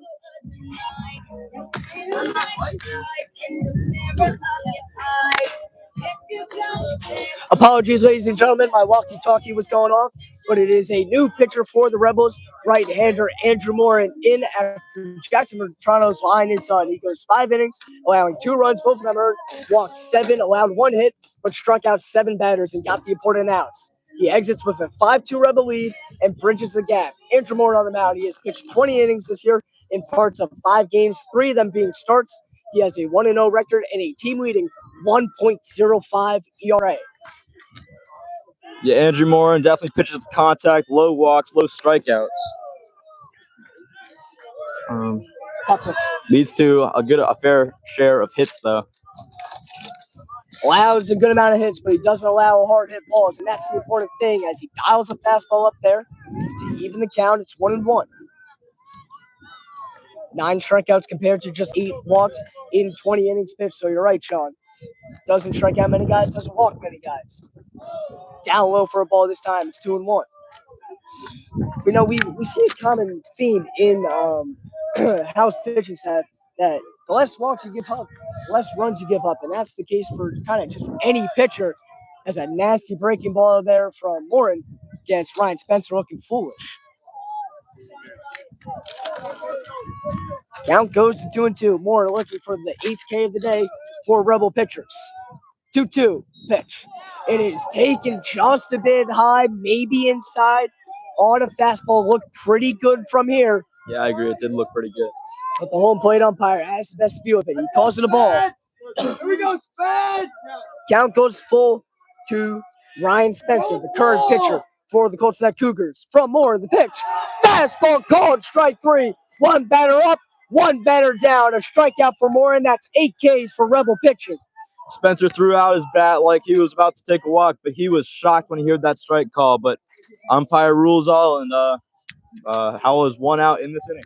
Yeah, and tossing your bat is not going to earn you any calls on the mound. You show up the umpire there, and it's going to bite you. First pitch from Moore and drops in a changeup for a called strike. Now it's the bat, 8th hitter, John Klusko, the DH today, or not DH. He's in the field. Fouls one off there. Klusko in left field today. Fouls that one off 0-2. Yeah, Klusko with 2 errors in left field today, dropped and a pass ball. Yeah, he's probably itching for a big hit off of Moore and get a rally started as the Cougars trail by 3. 0-2, the pitch from the right-hander. Chop towards first, Vetrano on the backhand. He's got it, takes it to the bag himself. 2 up, 2 down. Efficiency from Andrew Moore. Let's go! Come on, Clark! Yeah, we see that a lot from Howell relievers. They're very efficient. Guys like Morin, Bertan, Kurt Lovegren. All these guys are very keep their pitch counts low once they enter the game. So Morin seems to be following the same trend. Now it's a 9-hitter. Max Clark at the plate. First pitch strike from Morin. He is filling the zone here and just dotting up the corners. Clark went 2 for 3 with a single and a home run in Colts' next last game against Point Pleasant Beach. Morin's pitch is way in the dirt for a ball. This is a guy who's probably starred on the scouting report for Howell despite batting 9th. He's been incredible this year. An OPS above 1,000. Riding a hot bat in today's game. Colts not just hot in general. 4-1 in their last 5 games, but the Rebels have been able to tame them up to this point. Nasty curve from Morin. He gets ahead of the batter. It's 1-2. A strikeout and a ground out. Morin ahead, 1-2. The pitch to Clark. Bounces a curveball in the dirt for the second time this at bat, and the count goes to even 2-2. Hey, just you and catch.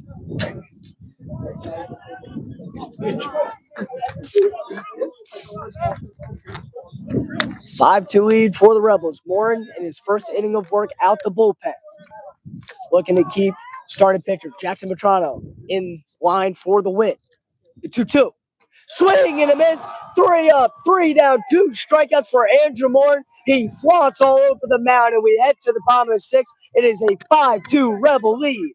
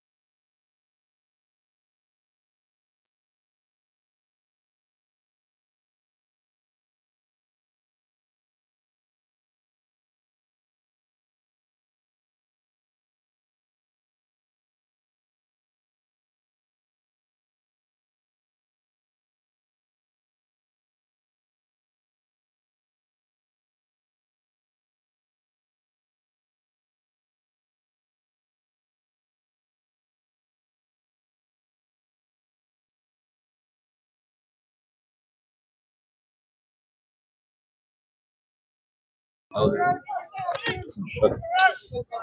right, Jared. Appreciate it. Bottom of the 6th, it is a 5-2 Rebel lead here in the 3rd round of the short conference tournament. Ryan Spencer, the power right-hander, remains on the mound for the Cougars. Swing and a miss by Derek Liotti, and Spencer quickly ahead 0-2 in the matter of 10 seconds. Liotti went 1 for 3 with a run scored and a single in his last game against Manalapan. Peppers one foul into the lacrosse game this time. Count remains 0-2, 3 pitches, 3 strikes to begin the 6th. That's by my count the 5th ball going into the lacrosse game. 0-2. Wave and a miss by Leotti. Another strikeout for Spencer, and there's one gone in the bottom half of the sixth. Yeah, it's 3 straight for Spencer. Now it's the man of the hour, Jake Leotti, the sophomore backstop up to the plate for the Rebels. 2 for 3 with a pair of base hits in today's game. He's batting .375 with a .688 slugging and a .1062 in the team's last 5 games. Called strike that time. It's 0-1. Leotti with 6 hits, 2 doubles, a home run, and 4 RBIs in the team's last 5 games. Fouls one into the glove that time, and it's 0-2. Spencer's feeling it right now. Spencer searching for another K. Leotti chops it on the infield towards short. Glove by Dugo, almost lost it, but to first in time. A nice play, and there are 2 gone. Yeah, almost got caught in Dugo's glove there, but he was able to get it out in time to beat out the catcher, Leotti. Yeah, he got to the ball really quickly. There was a little bobble in the glove, almost lost it. Good by Leotti, busting it down the line, made it a bang play, but there are 2 outs regardless. Spencer now in 2 innings of work has 4 strikeouts. He struck out Ryan Tedesco in Tedesco's last time up. Breaking ball that time did not break, and it's 1-0. Tedesco with an RBI base hit already in today's game. He's 1 for 3 on the day. Flies one in the air, not going very far on the left side of the infield. The catch is made by the third baseman, Pignatelli. It is a 1-2-3 bottom half of the 6th. It sends us to the final inning of regulation with a 5-2 Rebel lead.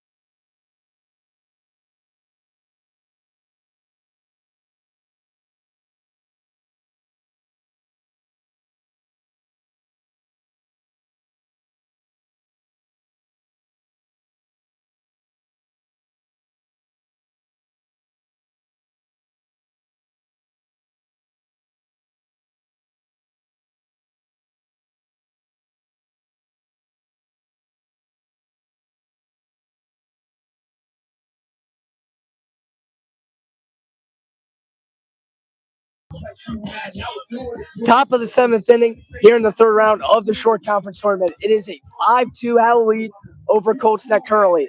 Remaining on the mound out the bullpen, it's Andrew Moore for the Rebels. Warren, coming into today's game, has appeared in 2 games out the bullpen, 3 innings pitched, has allowed just 1 earned run out the bullpen for a 2.33 ERA. Yeah, and Colts neck today has definitely been prone to the strikeout. Vetrano with 7 strikeouts. 7 strikeouts, and Moore with 2 last inning. So they've been swinging through it all game, and hopefully their batting styles don't change. Yeah, you expect a lot of strikeouts out of Jackson Vetrano, but Andrew Morin, like we alluded to earlier, 8 strikeouts in 20 innings pitched this year. Not a strikeout pitcher, but he had a 1-2-3-6 inning, including 2 punch-outs in the 6th. So he's bringing that swing and miss trend in his outing as well. At home this season, Morin has pitched in 2 games. One of them was a start. It has been 8 shutout innings at home entering today's game, and now it's up to 9. First pitch way inside to the leadoff hitter, Dan Annunziata. Yeah, Annunziata doesn't have a single at bat today because he has reached on all 3 plate appearances. 2 walks and a hit by pitch with a stolen base as well. That's efficiency. That's something Moneyball would be all over, Yeah. Brad Pitt over there, the Oakland A's.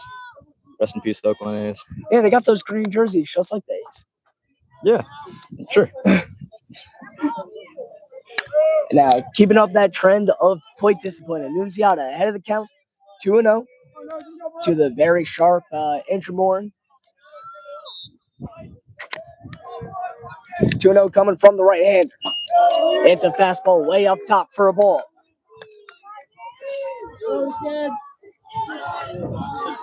Yeah, Nunziata is not looking to swing through anything. He's going to take all these pitches that are outside. 3-0 is a strike, and it's 3-1. And yeah, I wouldn't be surprised if Annunziata takes still 2 strikes here. Like, I wouldn't be surprised if he's standing as tall as a statue and takes this one. And he does exactly that, but it's off the plate for a ball. It's a leadoff walk, the 3rd walk drawn on the day by Annunziata. Now that's 8 strikeouts and 8 walks issued by Rebel pitching, and usually that's not a recipe for success. But the Cougars have been unable to capitalize on those free bases today. Yeah, the Cougars have been held scoreless since the first inning, where Toronto gave up 2 walks and a single, but since then, no runs allowed. First pitch strike to Jack Dugo, who allowed 4 runs on the mound in today's game, looking to keep himself out of the loss category. 0-1 coming from Moore. Drops in a hook for a called strike. Ahead of the count, 0-2. Searching for his 3rd strikeout of the day. Annunziata leading off of first with nobody out in the 7th. Morin steps off and will regather. Annunziata, big base stealing threat as well, has one already today. 0-2 to Dugo. 0-2 in today's game. Struggled on the mound. In his head, the 0-2 from Morin. Drops it in there, called strike 3. 3rd K of the day for Andrew Morin in just an inning and a 3rd.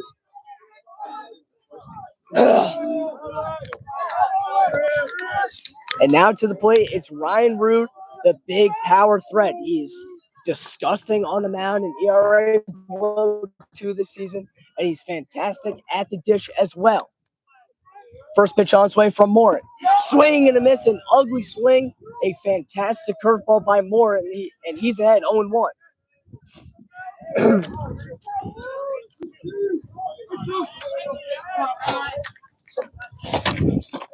Fastball right down the chute. He had Root guessing, and he's ahead 0-2. Morin, a fastball, changeup, curveball, slider mix. He has the 4 essentials. He can go to whatever he wants here. He has 3 balls to work with. 1 out. Leading off at first, it's Annunziata. Slider way outside for a ball. It's 1-2. Morin hopped off the mound there. Looked like he wasn't even trying to throw a ball there. It looked like he tried to command it in the zone. Just maybe lost his footing. 1-2 with 1 out. Pitch from number 22. Just nick foul. Rude stays alive. That was a good foul by Rude. Yeah, fantastic curveball by Morin, but a better job of staying alive by Rude. Yeah, Rude was such a powerful swing. It might be difficult to get those check swings off. So if you're going to commit, you might as well try to get that foul ball. A heater coming from Morin on the pickoff, but unsuccessful. Annunziata was all over the lead. Got to the bag almost immediately there, despite a sizable lead off at first. 1-2 with 1 out. Pitch from Morin. Popped in the air, foul side. It's going to go out of play and into the cross game. What is that, the 6-1? Yeah, that is 6-1. Remember. Rude, a 421 average and an OPS above 1,000 in the team's last 5 games. He has 8 hits in that span, a double and a home run. He has been the main catalyst to propel Colts to their 4-1 record in those last 5. Horton looking to make it not matter. The 1-2. Fouled off once again. Rude stays alive.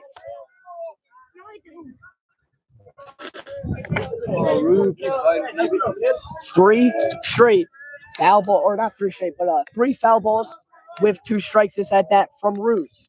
He's been a pest for any opposing pitcher, and he's nagging Andrew Morin here. The 1-2. It's a rocket deep towards left center field, and it is gone. A 2-run blast for Ryan Root, and he makes it a matter of a 1-run ball game. 5-4 here in the top of the 7th.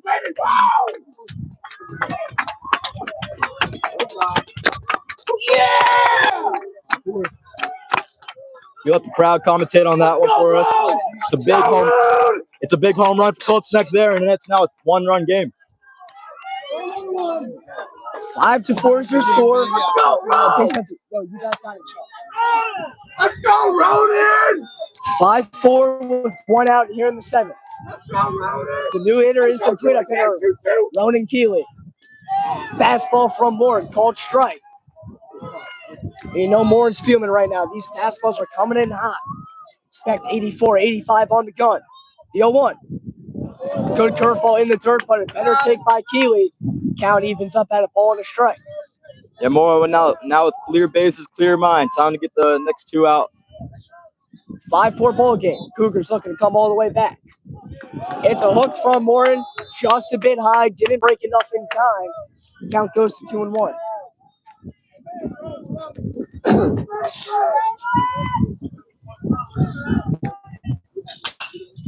Popped in the air, not going very far.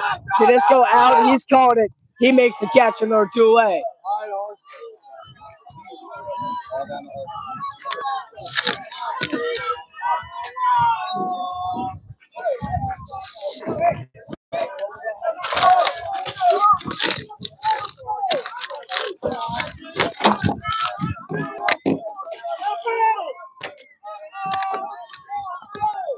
Two outs now. Cougars down to their final out.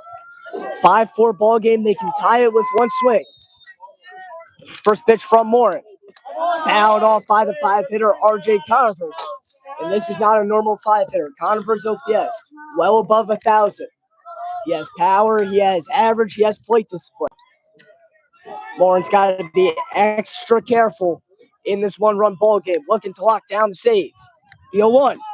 Fastball on the outer edge, doesn't get the call. Just a bit out, the count evens at a ball and a strike. 1-1 to the always dangerous Conover. Fastball upstairs, it's a ball, and the count goes to 2-1. Conover with 6 hits in the team's last 5 games, batting .400 in that span with an OPS well above 1,000 at 1,204. 2 outs, 2-1 from Morin. Fastball fouled off in on the hands, a fantastic pinpoint pitch by Morin. The count goes to 2-2 with 2 outs in the top of the 7th. Colts Neck down to their final strike. Morin looking to bring the Rebels to the final 4. 2 outs. The base is empty. 2-2. It's a ground ball. Hot shot towards third. It's off the glove of Liati. It will be a base hit, a wide turnaround first, and he will stop there. Conover extends the game with a 2-out single in the 7th.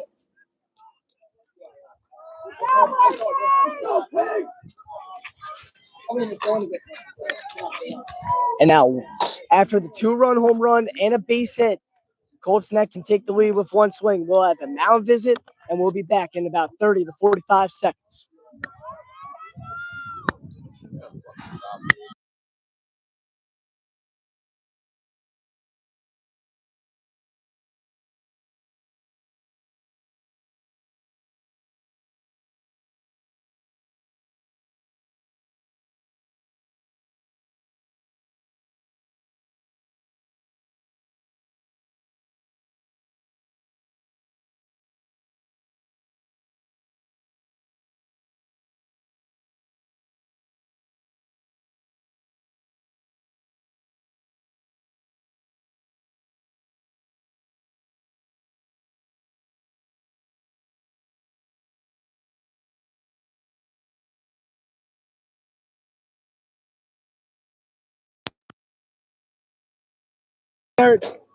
Jared, unmuted. Hey, is it? Okay, good. We're back from the mound visit. Andrew Morin, the right-hander for the Rebels, looking to regather himself and lock down the save, pitching in his second inning of work out the bullpen. Here in the top of the seventh, it's a 5-4 ball game in the third round of the Shore Conference Tournament. First pitch is a deep fly ball out towards left field on the chase. It's Gwynn, and it is gone. A 4-run explosion for the Colts Neck Cougars. They have taken a 6-5 lead in the seventh off the second home run. Down to their final strike. They have clawed back from down 5-2. They take a 6-5 lead. A 2-run blast by Joe Pignatelli. And it's a 6-5 lead for the Cougars. Devastation for the Rebels and Andrew Morin here. Came into the game with a 3-run lead and now down 1 run, 65. And this is similar to what happened the last time these two teams played. It was a 6-5 Colts Neck win where they took charge late in the game. They took the lead down in the bottom of the sixth. They took a 6-5 lead. They held on to that lead and won in 7. And that's what we're seeing here. A comeback lead for the Cougars, 6-5 off of 2 bombs to deep left center field. Morin is left in here by the Rebels. It is Ryan Spencer at the plate never mind, there is a pinch hitter now for the Cougars. It is number 20, Josh Sponder up to the plate for Colts Neck. Not a ton of at-bats this year. Has primarily been used as a pinch hitter. And he replaces the struggling at the plate Ryan Spencer, who is on the mound and now in line for the win for the Cougars. So maybe this is a move to just get Spencer's mind on pitching.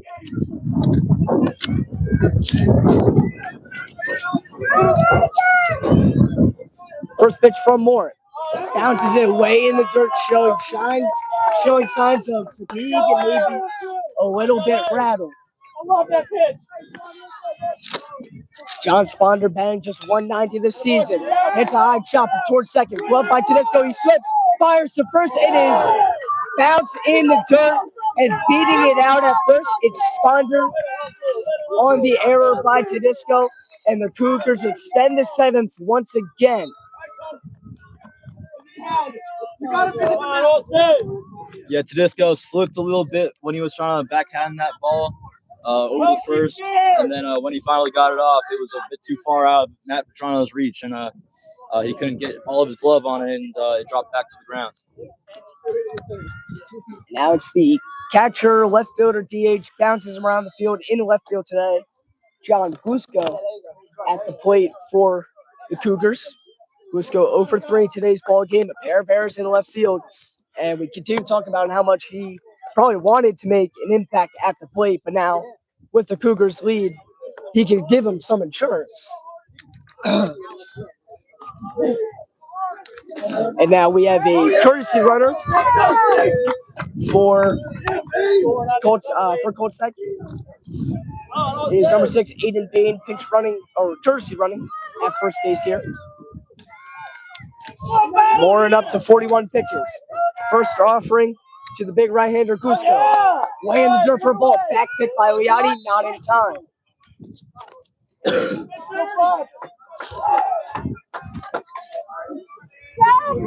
Count is 1-0. Morin having some difficulty locking it down in the 7th. Popped in the air towards the right side. It is coming out towards foul territory, and it is into the lacrosse game once again for a foul ball.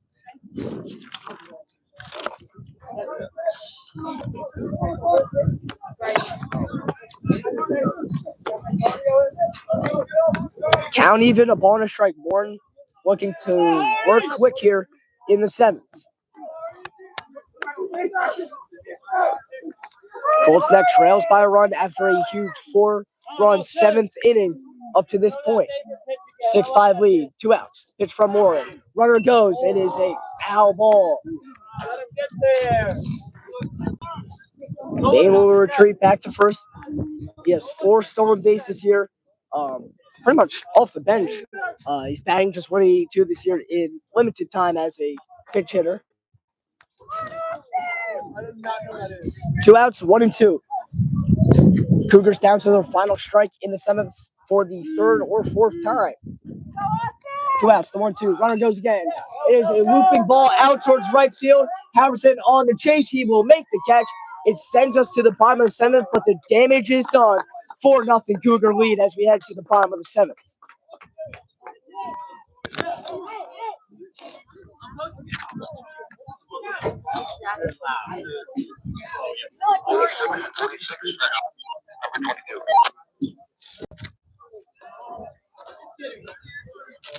Yep, 46 pitches for number 22, Andrew Horton. No, why do we represent Rockport, baby? Where's the music at? 4. Colts lead 6-5.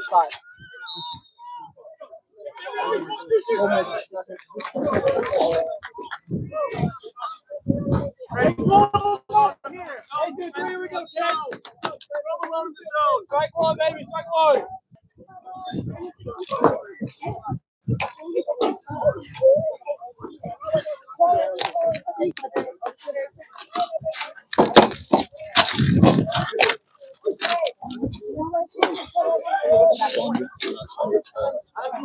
Spencer.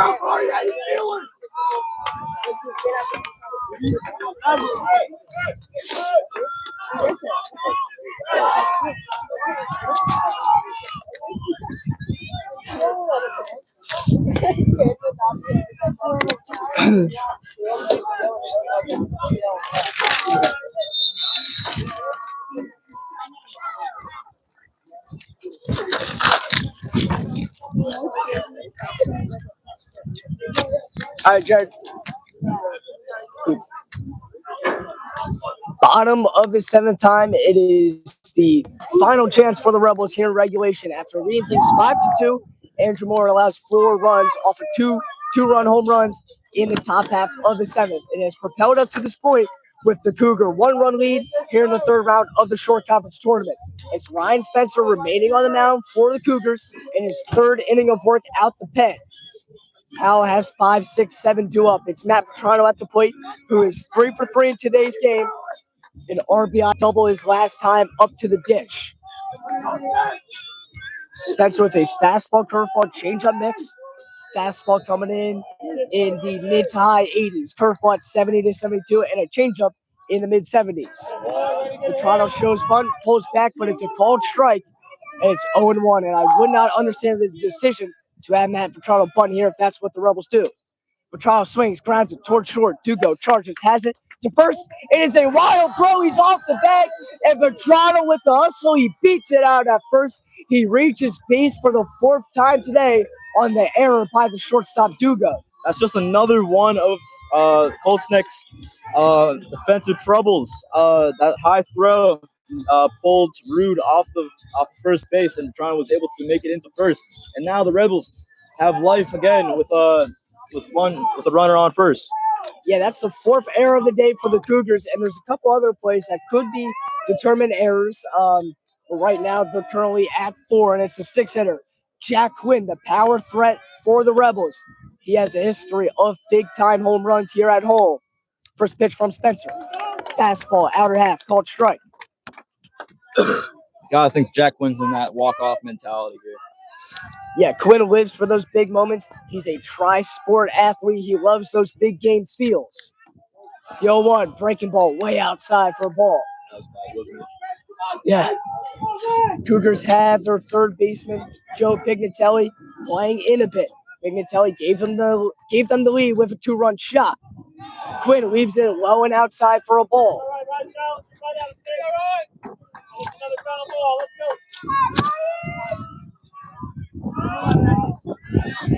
Pitch from Spencer to Jack Quinn. Outer half doesn't get the call, to the dismay of Cougar fans.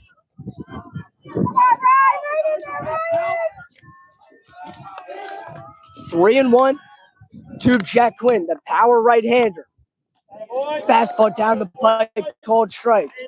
And Sean, you gotta wonder if maybe after Spencer's little emotion at the plate where he tossed the bat, if maybe this is the payback. He's not getting those borderline pitches. The Rebels have a leadoff runner aboard on first. It's Matt Vetrano. 2 stolen bases on the year despite not being a guy known for his speed. 3-2. Quinn sends a rocket out towards center field. It is down for a base hit. Back-to-back base runners. The Rebels have 2 on with nobody out in the bottom of the 7th as they trail by a run.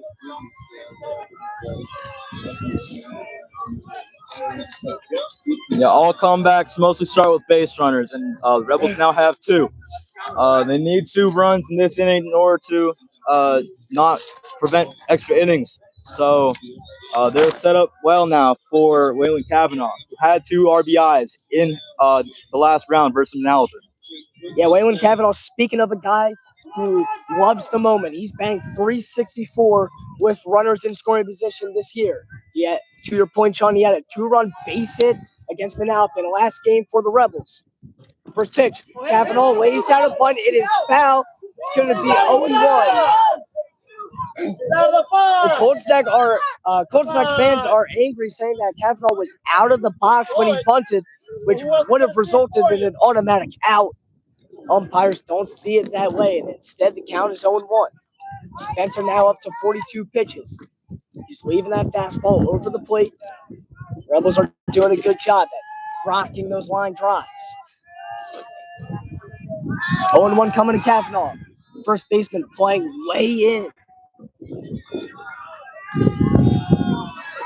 Corners in for a Colts Neck. Ryan Rude, the first baseman, playing way in case of the bunt. Rebels have laid down a pair of successful bunts today. Pitch to Cavanaugh. Fastball, inner half, called strike, and the count goes to 0-2. And now it's protect time for Cavanaugh, and it's strikeout time for Spencer. 4 Ks for Spencer up to this point, searching for the first out of the 7th. The 0-2 on its way. It is a called strike 3. 5 Ks for Spencer as he's feeling it with his arm right now. 1 gone in the 7th. 2 on, 1 out. It's AJ Maggs to the plate for the Rebels. The new addition to the Rebel lineup, rocked in RBI double to center field his last time up. The Rebels do not pinch hit.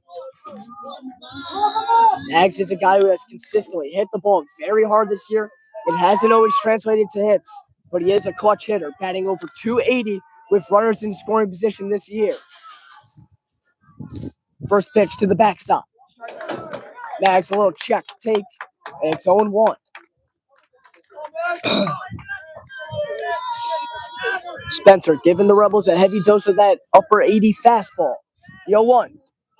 Breaking ball that time didn't curve enough, and it's a ball upstairs. Count tied 1-1. 2 runners on. The Rebels trail by a run near the bottom of the 7th. Pitch to the senior AJ Maggs. Way high on a fastball. It's 2-1.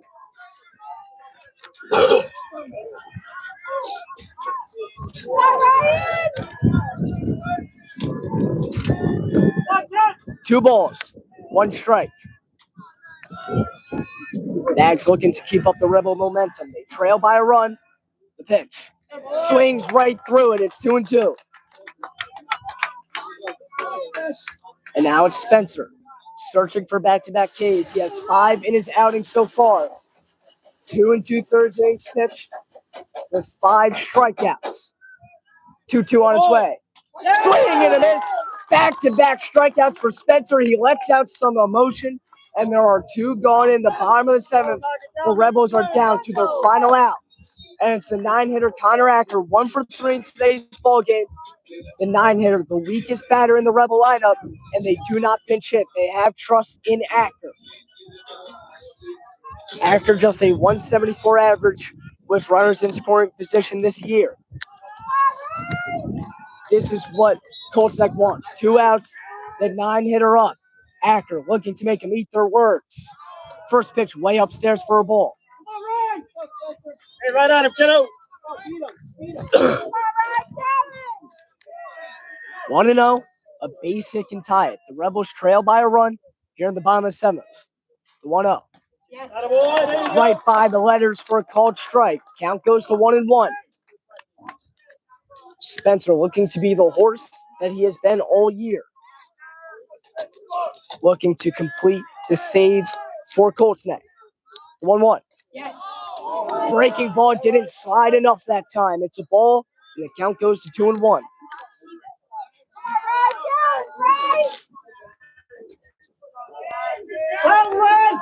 Two outs. The 2-1 on its way from the nasty right-hander. Coming to Acker, the pitch. Fastball groove down the pipe. Count goes to 2-2 after the get-me-over fastball.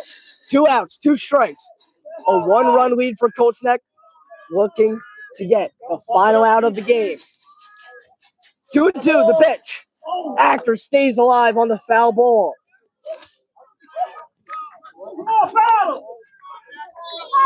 Acker has developed so much as a hitter from last year. After batting 143 and 49 at-bats, he is now batting 250 on the season. 2-2, can he come through with the biggest hit of the year for the Rebels? Final strike, the pitch. On the infield, it's grounded. It is up the middle and through. A base hit for Acker. Around third, trying to score. He is saved. Vetrano scores on the RBI base hit by Acker. Down to their final strike. Acker comes through and ties the game. 6-6 in the 7th. It's new life at the hands of Connor Acker, and now brings up Connor Halprin, who's 1 for 3 today. From 143 to knocking down the lead, we are tied at 6 in the bottom of the 7th.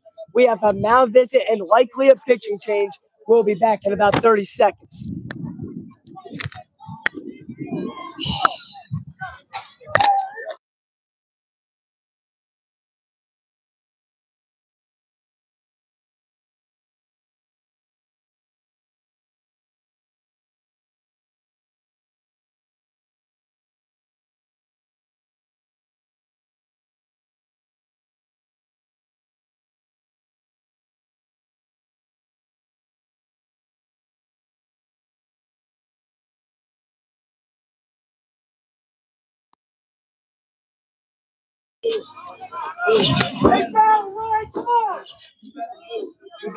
Two on, 2 outs. Colsack elects to stay with the race. Ryan Spencer, up to 55 pitches and 3 innings of work. The Rebels have tied it in the bottom of the 7th. After the Cougars scored 4 on 2 home runs in the top half of the inning, the Rebels went down 1. They have tied it thanks to a Connor Acker RBI base knock. First pitch to the leadoff hitter, Connor Halverson, is up high for a ball. 1-0, and this is what we're talking about. Spencer's clipping those corners, but he's not getting the call, maybe due to his prior emotions. 2 outs, the 1-0. Drops in a breaking ball for a strike. Looked a bit low to me. 2 outs, the count even at 1-1. Count even at 1-1 to the leadoff hitter, Connor Halverson. 1 for 4 in today's ball game. Rebels down to the final out. Fastball, mile high. It's 2-1.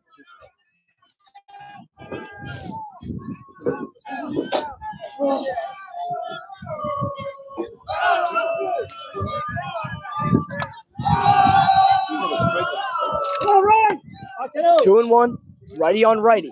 Rebels with 2 runners in scoring position. Fastball, it's a bit high, and the count goes to 3-1.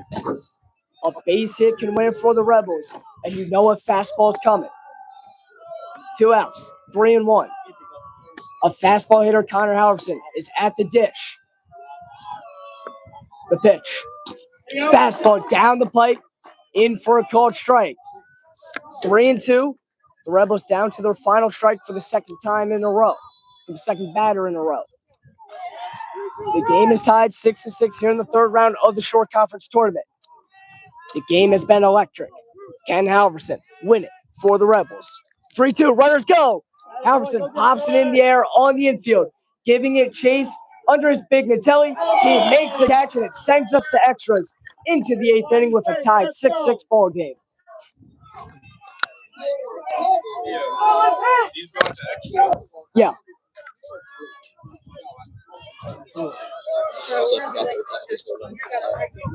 Just give me a second.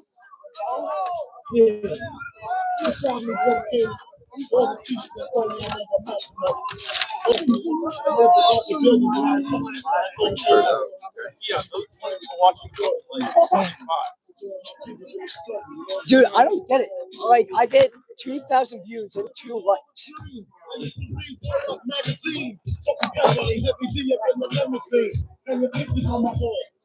61 for Spencer. 61 for Spencer.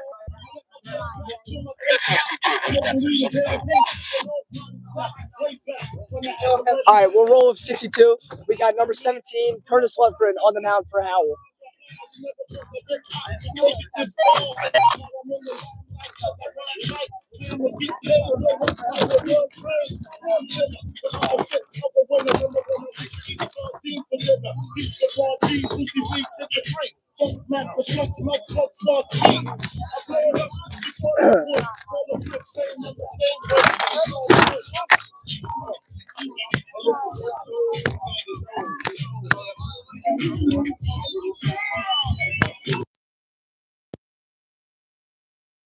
Have entered extra innings here in the third round of the short conference tournament. It is a new pitcher on the hill for the Rebels. It is the left-hander Curtis Lundgren.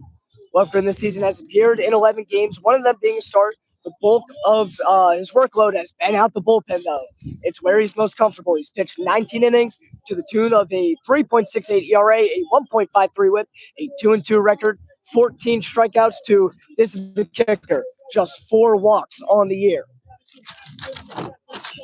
Lundgren by far has walked the least amount of batters for any Rebel pitcher, and it's why he's been effective over the course of the last 2 years. Coming off a junior season where he pitched 20 innings out the bullpen, he had just a 2.06 ERA in that span. He's carried that momentum into this year where he's taken a bit of a step back. He's getting hit a little bit harder, but that the command and the control has been the exact same. 3.68 ERA on the year, well above average.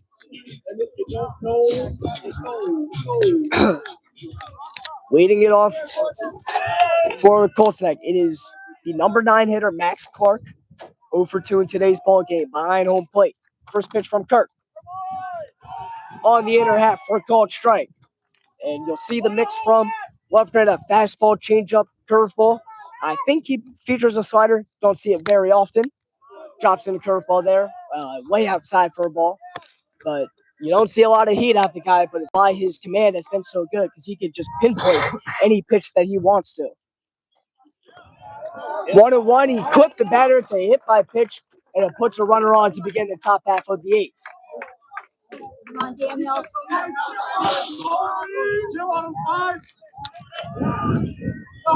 Keep him in. Colts net gets the courtesy runner here for the catcher. It is number 12. I don't have a number 12 in here. Come on, Daniel. Alrighty. Runner leads off from first. First pitch coming to the leadoff hitter, Annunziata. He lays down a bunt towards third base, gloved by Leotti to first in time. It's a successful sac bunt and advances the runner 90 feet. And Annunziata remains 0 for 0 in today's game. 3 walks, a hit by pitch, and a sac bunt.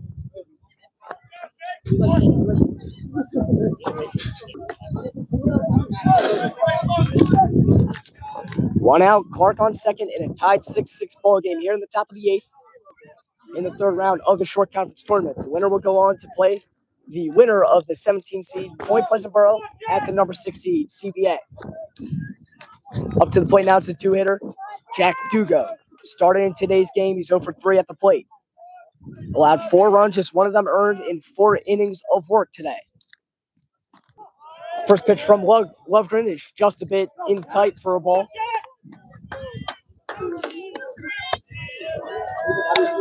1-0 coming from the crafty lefty. Swing, and it's a rocket out towards right field. Halprin on the back pedal, settles under, makes the catch. Here comes a tag.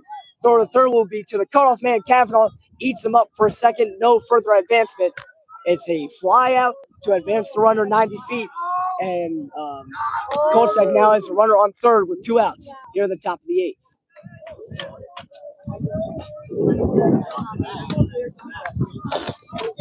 And now it's the 3-hitter, Ryan Rude, up to the plate. 2 for 4 in today's game.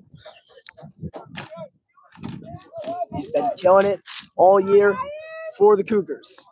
An average at 462, which he leads the team in batting average. An OPS well above 1,100 entering today's game. Halprin, 2 outs, a runner on third, and just 6 pitches so far. First pitch gets past Liati. Here comes the runner, and Colts Neck has taken the lead. It's 7-6 on the wild pitch. Back-to-back innings where the Cougars have taken the lead, and they have, taken that lead right from the hands of the Rebels.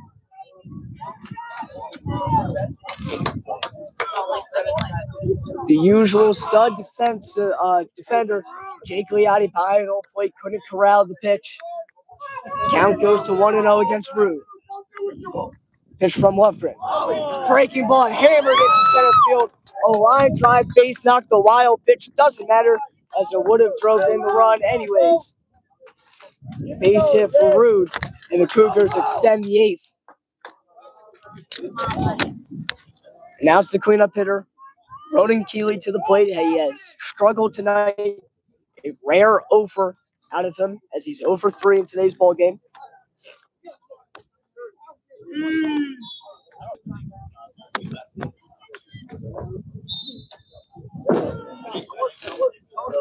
Another courtesy runner now for the Cougars as they get Ryan Westby to run for Rude. Westby this season has 0 stolen bases as a courtesy runner. 3 for 8 at the plate, but his hitting stats don't matter, at least at the moment. The Cougars lead by a run. Pitch coming from Halprin. He fires off a pickoff instead. It's unsuccessful.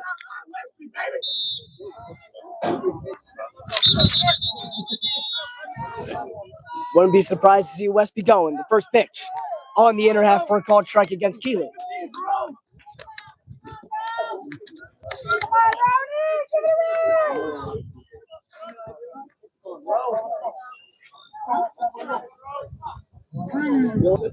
Oh, 0-1 from the senior Halprin.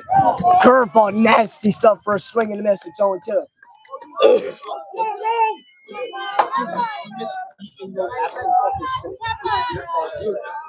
Colts Neck down to the final strike in the 8th. They lead it 7-6. 0-2 from Halprin. Westby goes, swing and a miss. Throw down doesn't matter as it's strike 3, the 3rd out of the inning. Halprin collects a K after allowing a run. It's 8-7 Cougars heading into the bottom of the 8th.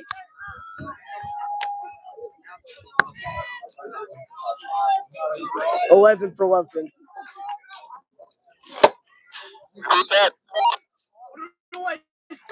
I got 11 pitches for Halprin. It feels like this, but I'm sure it's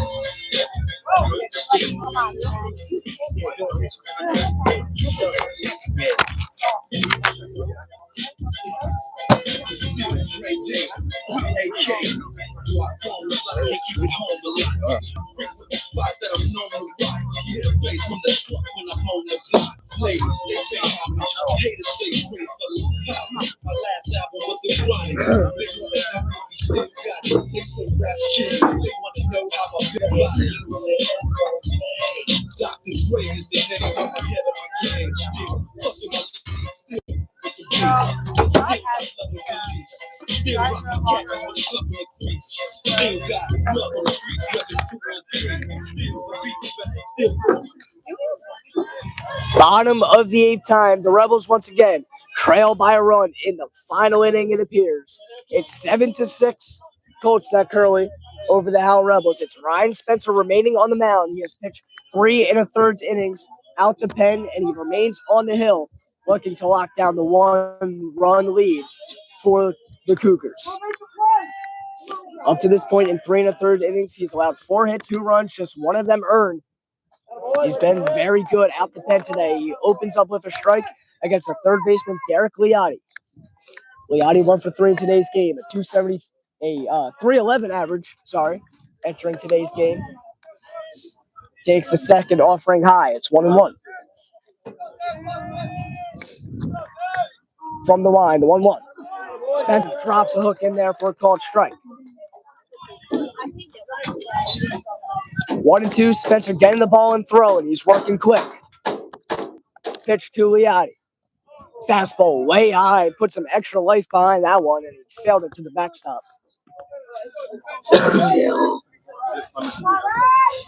Spencer with 6 strikeouts already in today's game. 10 outs. 6 of them via way of the K. Count even. 2-2. Pitch. Leotti pops it foul and remains alive.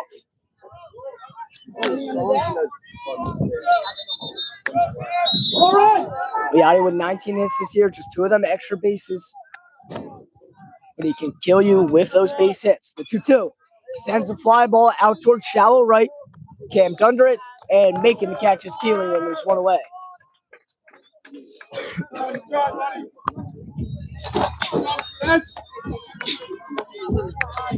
One out, nobody on. It is the other half of the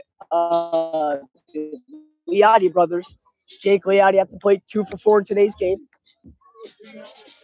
He's been the backbone of Howell, likely their MVP this season. Leading the team in average at 415, leading the team in on base at 466. An OPS above 1,000 entering play today as he takes the first pitch high for a ball. And he's played incredible defense behind home plate, throwing runners out, blocking, and commanding the pitching staff.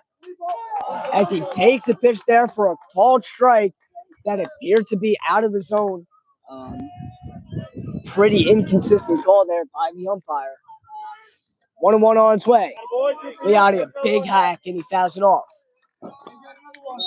Down in the count, 1-2. The 71st pitch on its way from Spencer. With 6 strikeouts already today. Trying to make it 7.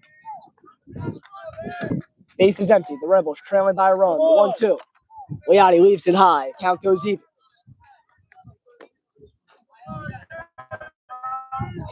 2-2. Leotti has 8 extra base hits this year. 2 of them homers. 2-2.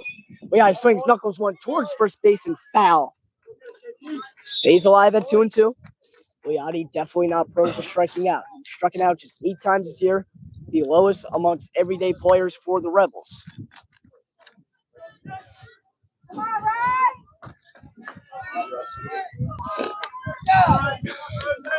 Count 2-2 with 1 out and nobody on. The Rebels trail 7-6 here in the bottom of the 8th in what has been an electric short conference tournament game. The pitch. Leotti swings and lines his ball deep towards left center field, going back. It is off the bottom of the wall. Leotti around first, digging in for second. He is there sliding with a 1-out double. His 3rd hit of the game extends the Rebel life in the 8th.